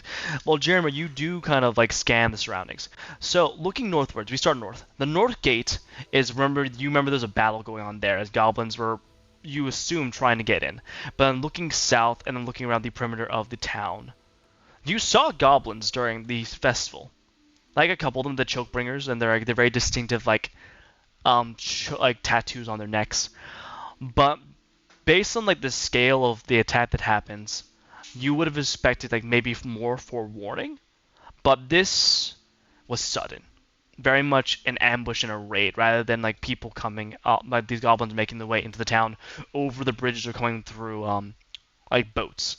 It's almost like they can't. This is like preemptively planned, and they sprung out of seemingly nowhere in some cases. But beyond that, it is a quiet night, somber as it is.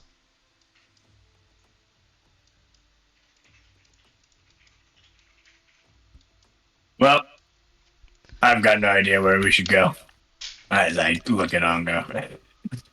Well, the mayor said we should just watch the town as Ongo is like shaking his leg, like ADHD taking over or something. So I guess we stand here. He just kind of rocks back and forth, looking at the town. All right, you guys like Batman and Robin on the rooftops, enjoying the scanning about and seeing the quiet and the calm. Until eventually you hear like the cathedral doors open, and after a moment you hear a bunch of people like talking and walking, and you see a group of people leaving the cathedral, and at their head is both a Mako, and Alf and Clortho. Yes, Clortho, they took you. Mako has you like on her shoulder as you make your way through, and Mako stops beneath Sava's armor and looks up. What the hell are you guys doing up there?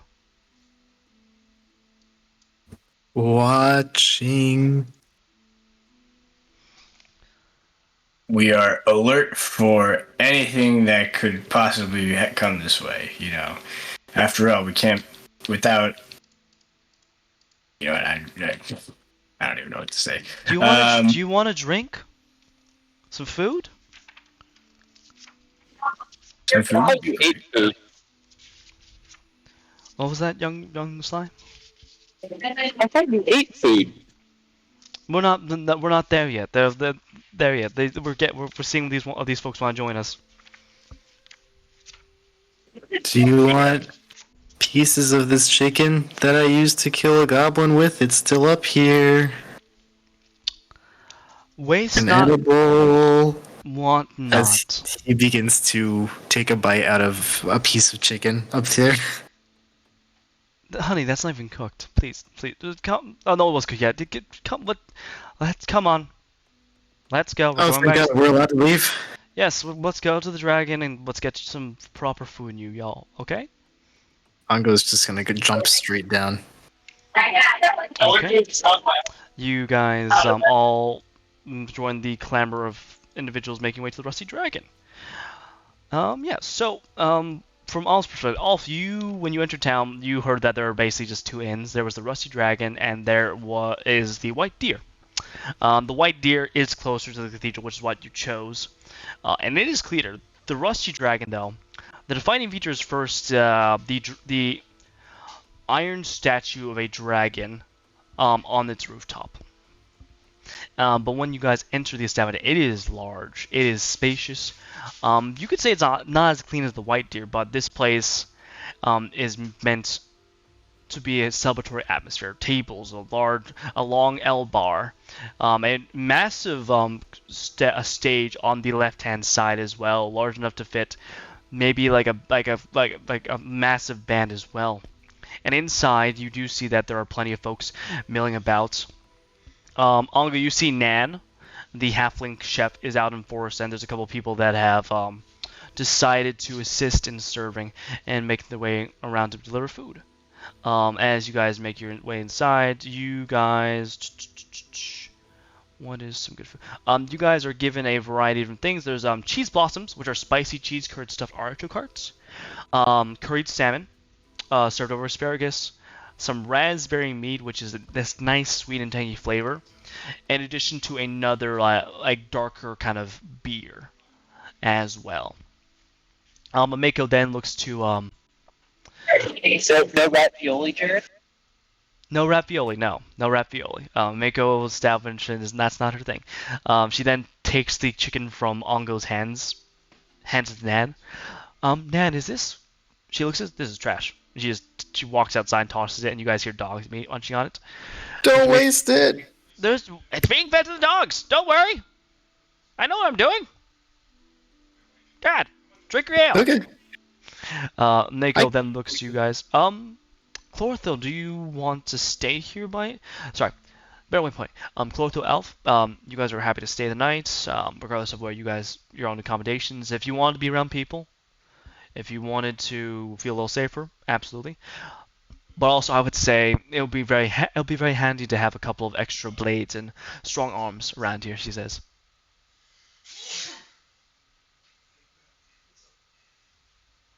Yeah, take your time, she says, and she's gonna wander off and help a family of 3, to a married couple and their daughter, up to one of the rooms upstairs. Nice. I was just doing a little like purse the lips, head tilt, weighing measures with the hands thing, but not saying anything. Gotcha. Yeah. As you guys, I guess the other thing is that you guys go, please, yeah. Security wise, like, does it seem like I'm a little nervous about having all the money from the transaction with me until tomorrow? Like, if I get robbed, then is how do you pronounce it? Jabrail? Jabrail, yes. Is Jabrail gonna think like I stole it or what? So, from a security perspective, is the Rusty Dragon safer than the White Deer? Go ahead and make a. You can make a perception check for me, please. I love perception. I know we love perception. We'll just call it DC 15. So yeah, 21. Look around this place. You think so? Yeah. If you just like right now, none of these people have the edge or angle of dangerous folks or greedy folks. These people are just folks that want to just stew in what just happened and just eat their food and relax. And you kind of wander off a little bit, look at one of the nearer rooms, and you check it. Sturdy lock, pretty good. As long as you keep your bag on you, you think you should be fine. Cool. That will be my plan then. Gotcha, yeah. It's like when I see her, I'll tell her yes. Otherwise, I'll just kind of hang around these folks that were so bold in defense of the city and in helping attack the bugbear that was trying to fuck me up.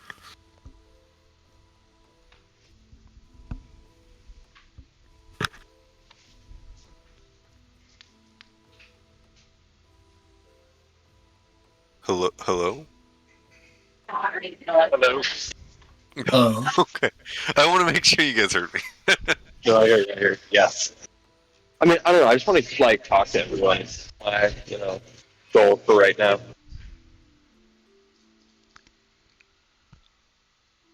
Is Coulter just talking to random people? Is he talking to the group? Well, I was hoping to talk to the group, but I don't know if they want to hang out and chat. If they're all going to do different things. I would be happy to hang out and chat. I would love to hold up Chlortho in my hand and just have a nice conversation. I'm capable of sitting in your chair like an adult.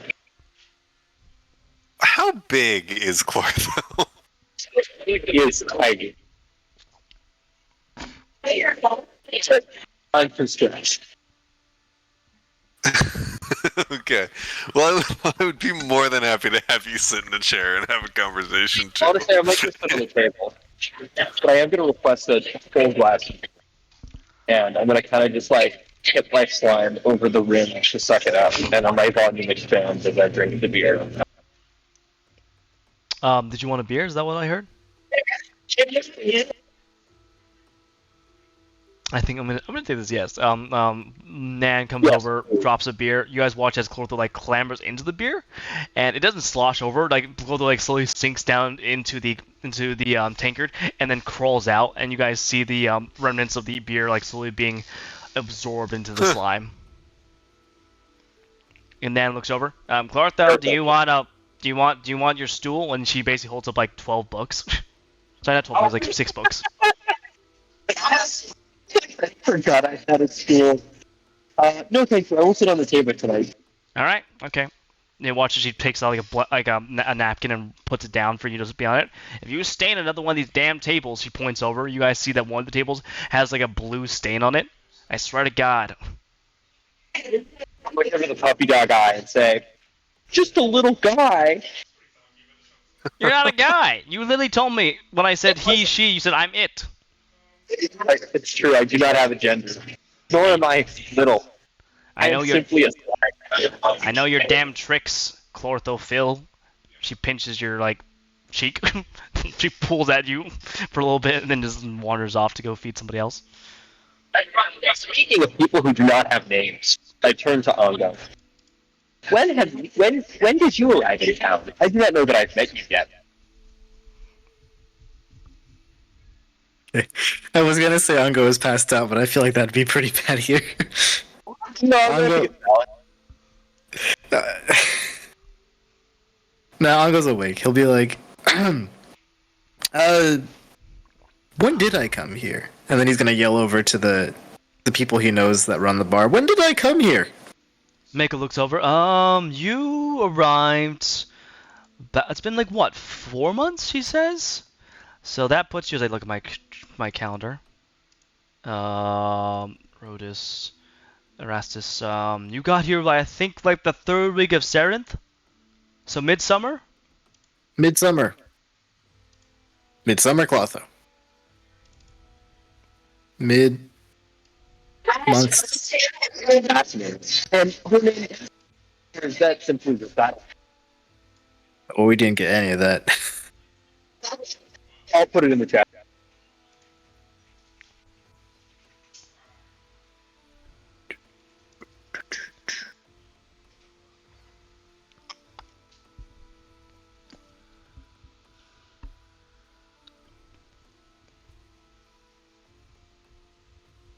Ango looks up. Did I yell Ango at one point? I remember the horse sounds. The goblin sounds. Yeah, if I yelled Ango, that's my name. That's kind of crazy for a battle cry, isn't it? I think that happened. That's crazy. My memory is also very fragile, and I may misremember situations. I mean, you probably got a lot to store up in there. You just can't believe I'm teamed up with 2 of the town geniuses in one go. We got the nobility over there, points at Metal Man, and then you move things with your brain, which has to means you're like a genius or something. That's I crazy. actually do not possess a brain. Ango just sits and looks like very confused at a wall.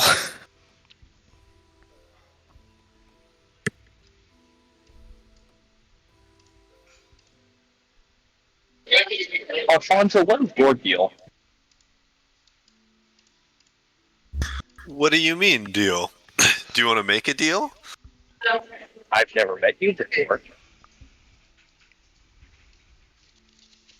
I mean, yeah, I don't know that I've...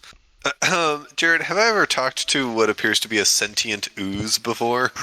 I think like you had a brief conversation. Just because if you went to Broadards, Clortho is basically at Broadards' side almost 24/7.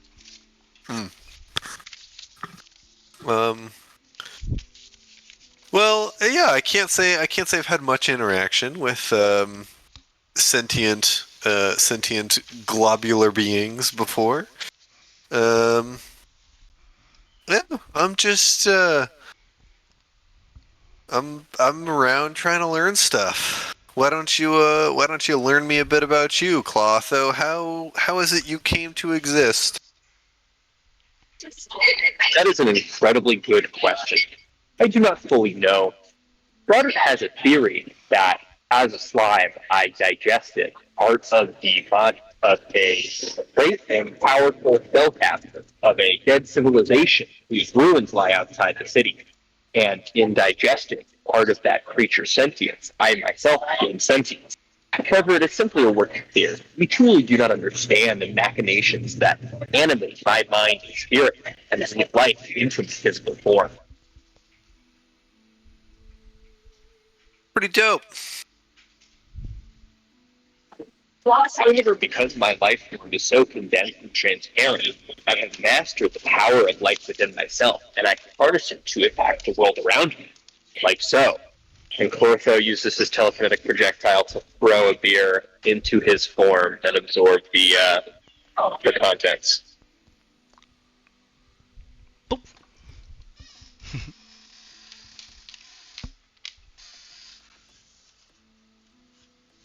That's a pretty good trick. That's pretty cool. Thank you. Robert had me practice it by mostly sending drinks to him.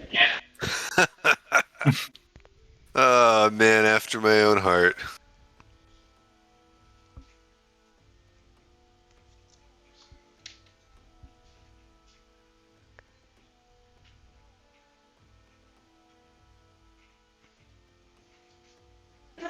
But, Alphonse, where are you from if not here?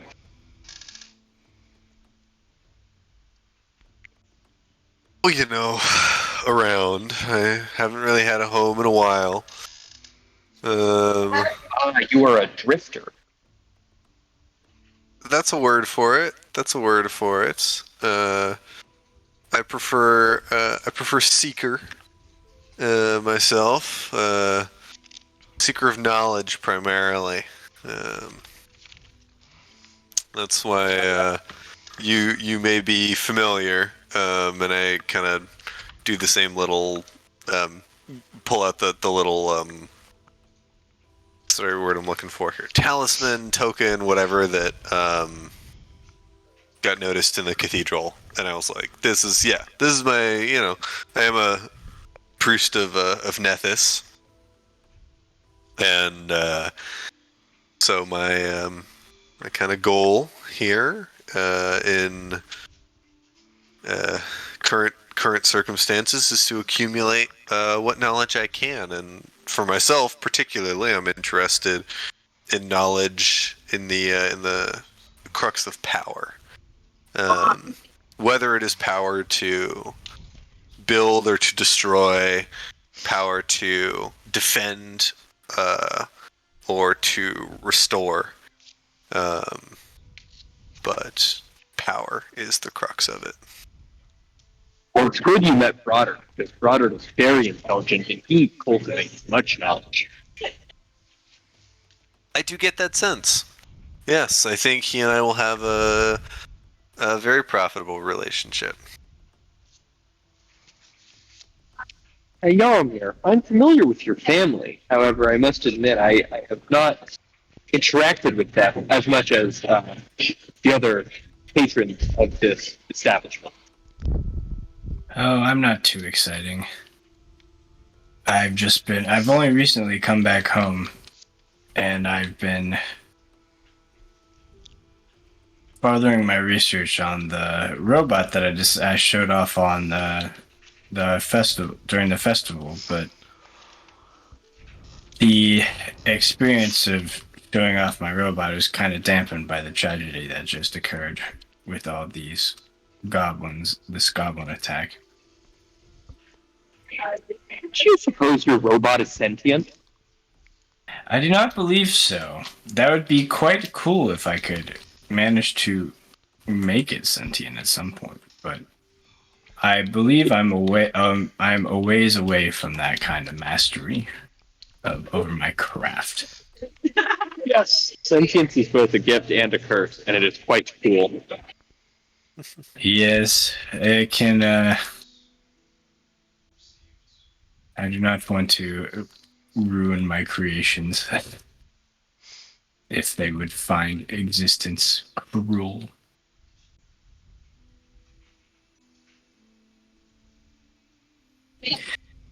But yes, the main thing I'm working on is helping my family at the moment, and anything we're doing now definitely qualifies after this goblin attack. You guys hear their chanting all night? That was obnoxious. What chanting? Jaramir's a little traumatized from the war chants. Ah, yes.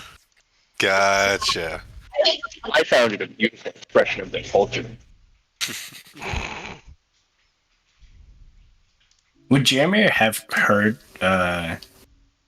war chants growing up? By the way, like maybe like so like a little traumatized from previous goblin attacks, This is the first ever like or this is the goblin first time raid. Yeah, because big you've heard. big one. Okay, Yeah, because your aunt and uncle, as I double check their names, your aunt and uncle Sabno and Tristain like had fights like deals with goblins and other threats in the farmlands. You've heard about raids across the hinterlands, but nothing has ever but nothing like attacked this. Sandpoint. Nothing like this. Yeah, this is the first time Sandpoint's ever been attacked.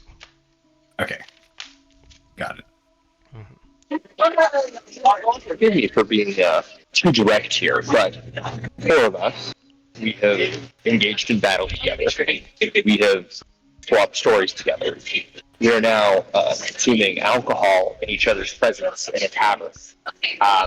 I'm a novice at social interaction with other sentient creatures, but are we an adventuring party? I don't know if we're quite there yet, Jeremy. Eyes Ongo, but is there any flavor text of what Ongo's doing? Oh yeah, Onga's already passed out. He had a sip of beer and knocked out. Yeah. Mako wanders over, puts like a blanket on his shoulders, and just takes his tankard away and wanders off.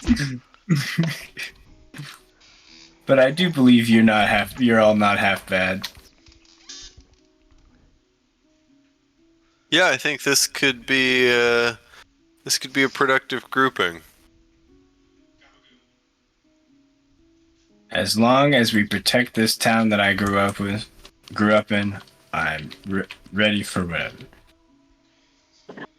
Yeah, when you were working on your suit, were you in town or were you somewhere else? I feel like earlier in the day you mentioned being elsewhere. Yes, I was. I only just recently came back in town. I was spending a lot of time finishing up my apprenticeship and learning how to build that giant robot I showed off and you asked about earlier. So I learned some cool tricks. This armor being part of it. I like knock on the armor.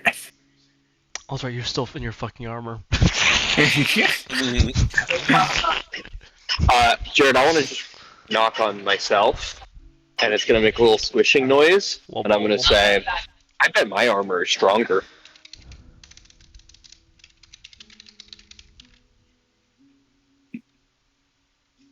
I mean, I guess you probably don't really take hits. Your material. I'm really not sure. I mean, I can't say that your kind is common. Punch me. Try it. I don't know if we need to do that. I mean, Jeremy is a few drinks in by this point. I give you permission. All right, maybe like a light tap. Let's see what happens. All right. Jeremy like, gets up and stumbles a little bit. Go ahead and make an unarmed strike.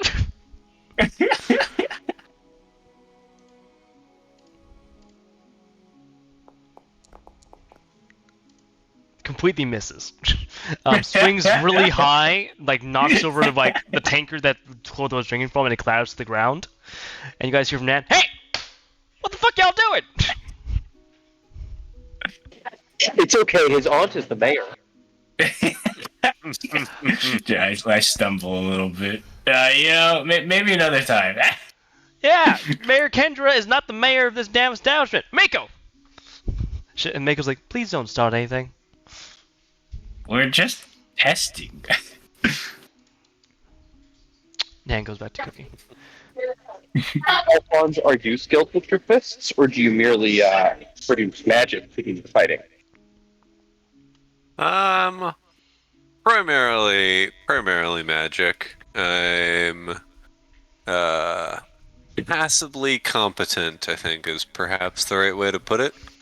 I am skilled with, I think, less with fists and more with hands. If you would like to take a look, I did do this tattoo myself. And I make the little stylus on my arm spell out. Pretty legit, huh? Nice. It does certainly appear to be legitimate. Do you think you'd be able to tattoo me? Now that is a fascinating academic question. I think we should absolutely explore that at some point.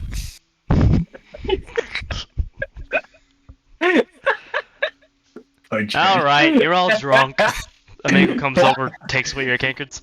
Go to sleep, please. First room on the right. Go on. Are we all in the same room? Jared, can Okay. Portha be burping little bubbles of slime? Sure, yeah. So first, second, and third rooms on the right. She said, by the way, she points to like a sign you guys didn't see because it's like hanging on the door. If you're exiting the Rusty Dragon, there you can see the sign, but it says we have 3 rules: no drunken tattooings, no slurs, everyone drinks. Those are good rules. Jared, I think I'm going to try and stumble on home to Broder's. Gotcha. Okay. All right. You make your way back, and it's weird because Broderick's not here.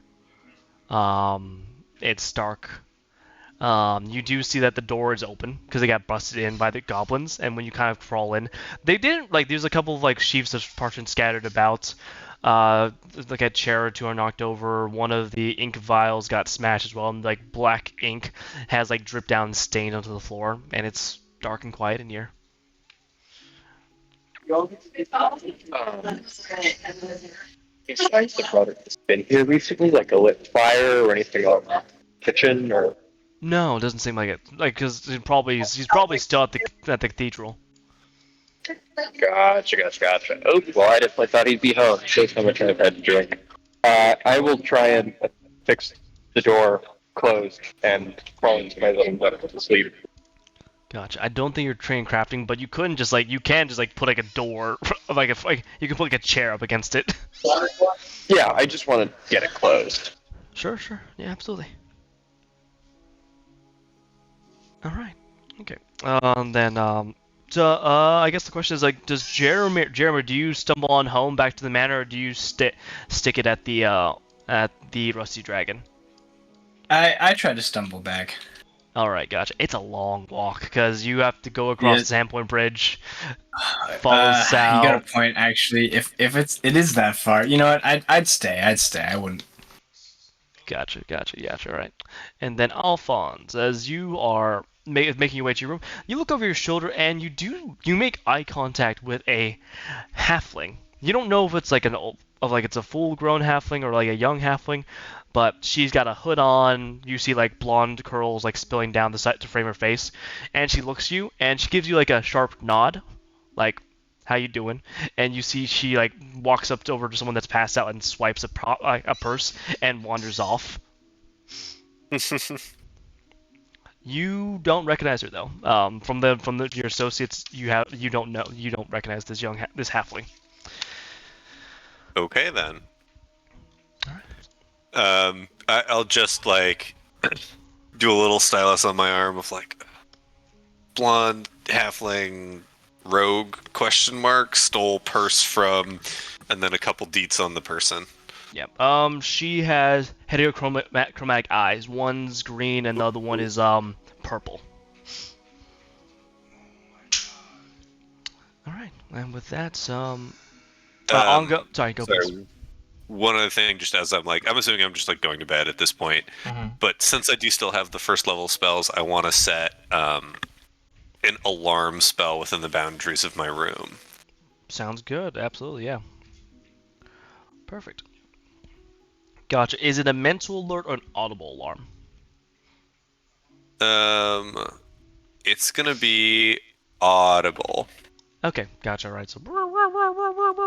Gotcha. Yeah. No, it's gonna be a full thing. It's gonna be like, nobody fucking come in here and bother me. I have way too much gold. Gotcha. Yeah. For this to go quietly. No, completely understand. Yes, all the rooms are dragon themed.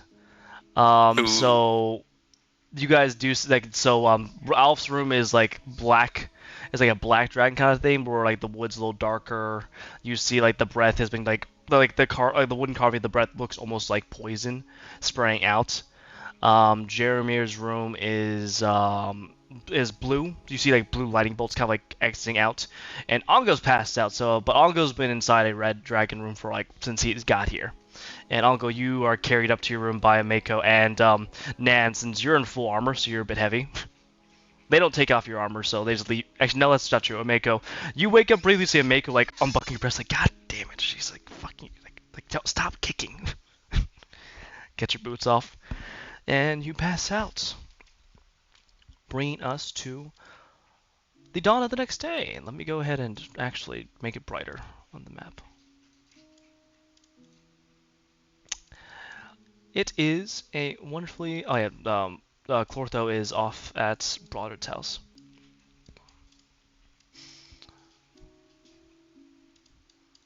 Yeah, so I guess the question is, would Clortho head back to the Rusty Dragon, or would he head to the, or would it head to the cathedral upon waking up? Waking up, yeah, probably cathedral first.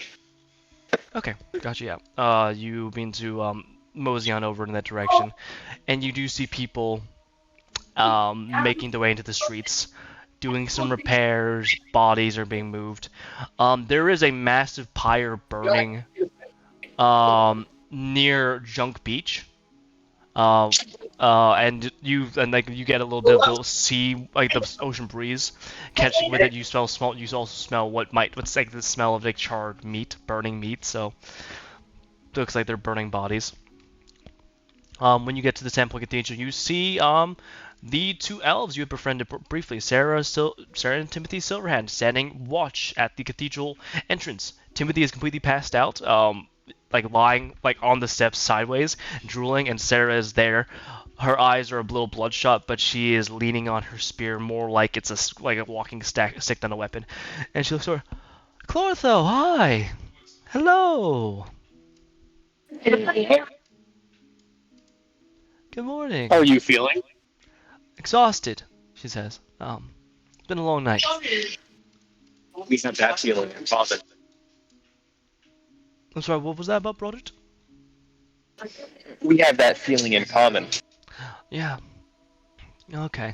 I'll take your word for it. I can't really tell if you look tired or not, she says. You here to see a Broderick? To check on his condition. Oh, absolutely, yeah. Please go on. And she pulls the door open. You do see that the door, like all the brief from earlier, has been pulled across, and inside it's pretty quiet as well.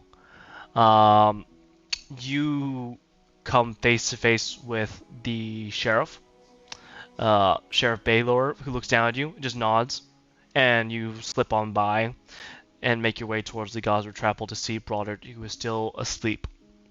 He looks somewhat better. The color is back to his face. He is not restless at all. He is sleeping very peacefully. Sweet. All right. I will circle back then, let him rest, and go find my compatriots. Gotcha. Yeah, absolutely. If anyone had anything particularly they want to do when they get up, if they not, I got a little bit of a thing, a little exposition. Do a little exposition. All good by me. Okay. Exposition sounds good. For what it's worth, I know you said we were doing 2, maybe 3. I am dragging. So if this is exposition that you can also provide in text form, so I don't have to aggressively type notes the whole time, that would be lovely. Not worry. This is more like setting the scene. This is like none of this is like actually that important. But Okay. yeah, as you guys begin to wake up and moving on into the common room, you guys are stepping over folks, because there are some people that weren't given rooms. Like there are some people that just fell asleep in the common room.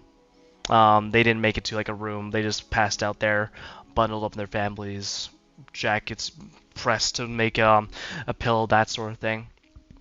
But there's like the sound of like sizzling bacon being cooked, and you guys do see Nan is up, and she looks perfect. I didn't describe Nan. Basically imagine any old grandmother kind of figure, but a halfling, so like a lot smaller, and that is Nan.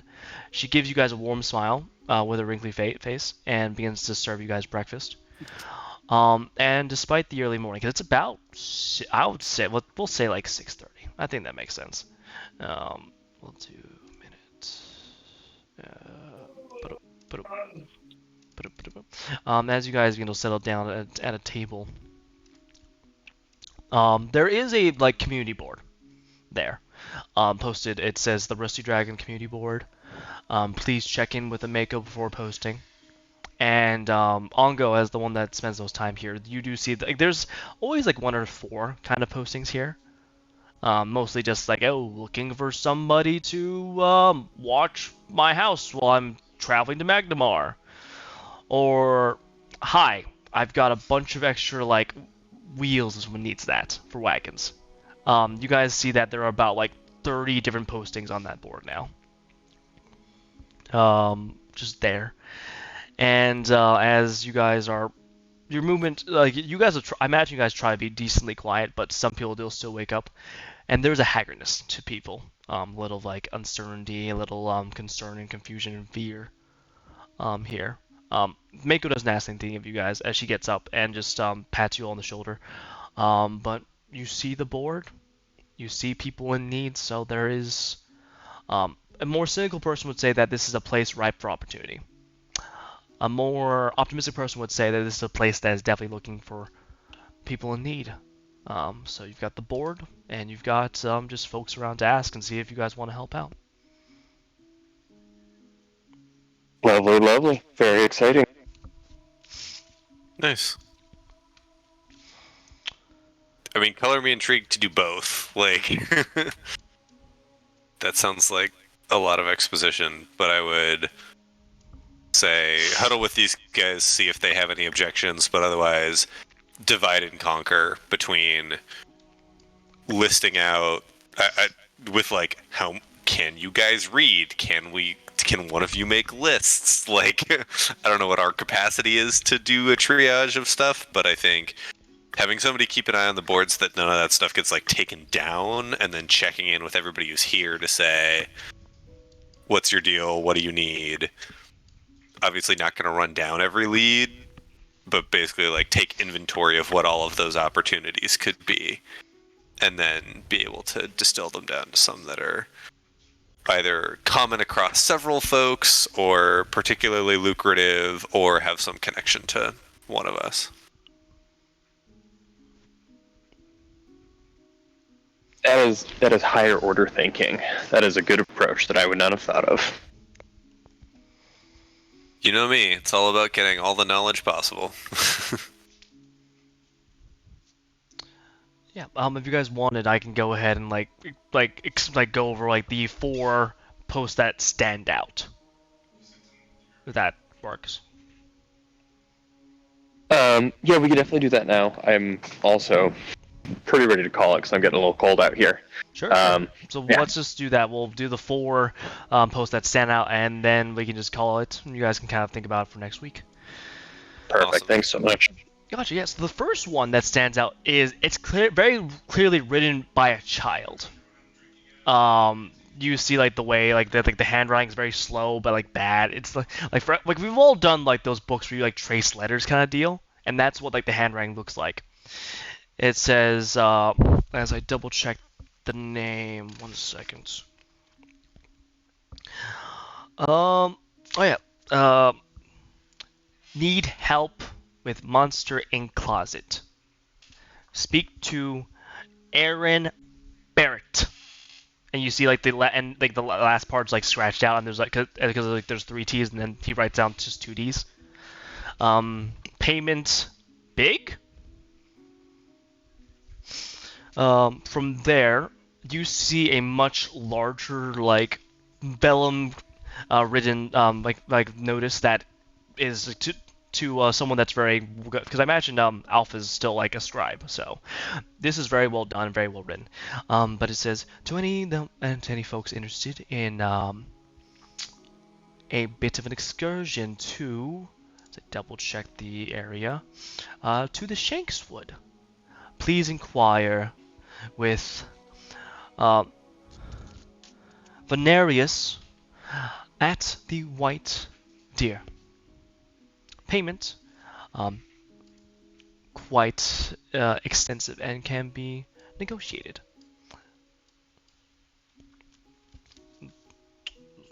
Just a reminder for that, Jeremy, Veneris is the name of the young woman with that large bodyguard that showed interest at your your showcase. I see. Okay. Gotcha. There's another one that there's another posting by what looks to be, let's see, Davrian Hosk, who says, "You got goblin ears, I got gold. You got goblin heads, I got even more gold. Talk to me." At the Goblin Squash stables. And the last post is, how do I describe this properly? Yeah, so as I double check the name for him. Red, where is it? Red. Okay. Oh yeah, it says looking for diplomatic individuals. Please speak to Jasper Kovarsky at the Sandpoint Mercantile League building. Payments 200 gold. Further details will be disclosed upon meeting. I'm sorry, at the what building? The Sandpoint Mercantile League, which I don't think they've actually thrown onto the map yet. Let me double check.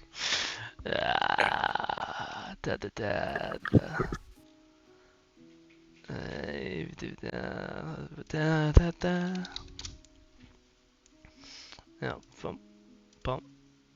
okay, the Mercantile League building is that one.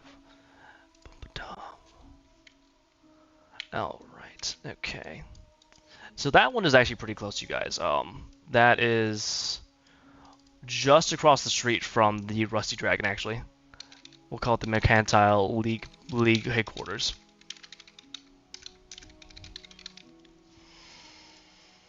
Okay.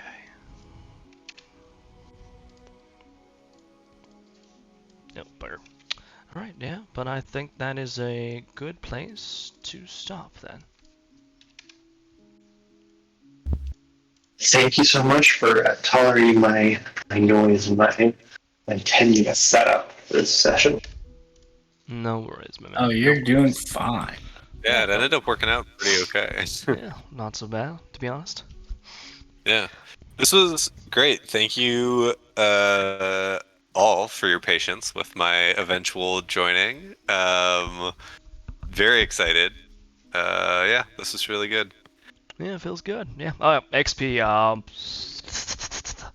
Let's see. We'll do 30 and 30. 30 because you guys were able to escape the bugbear with no casualties, including the skeevy noble that ran away.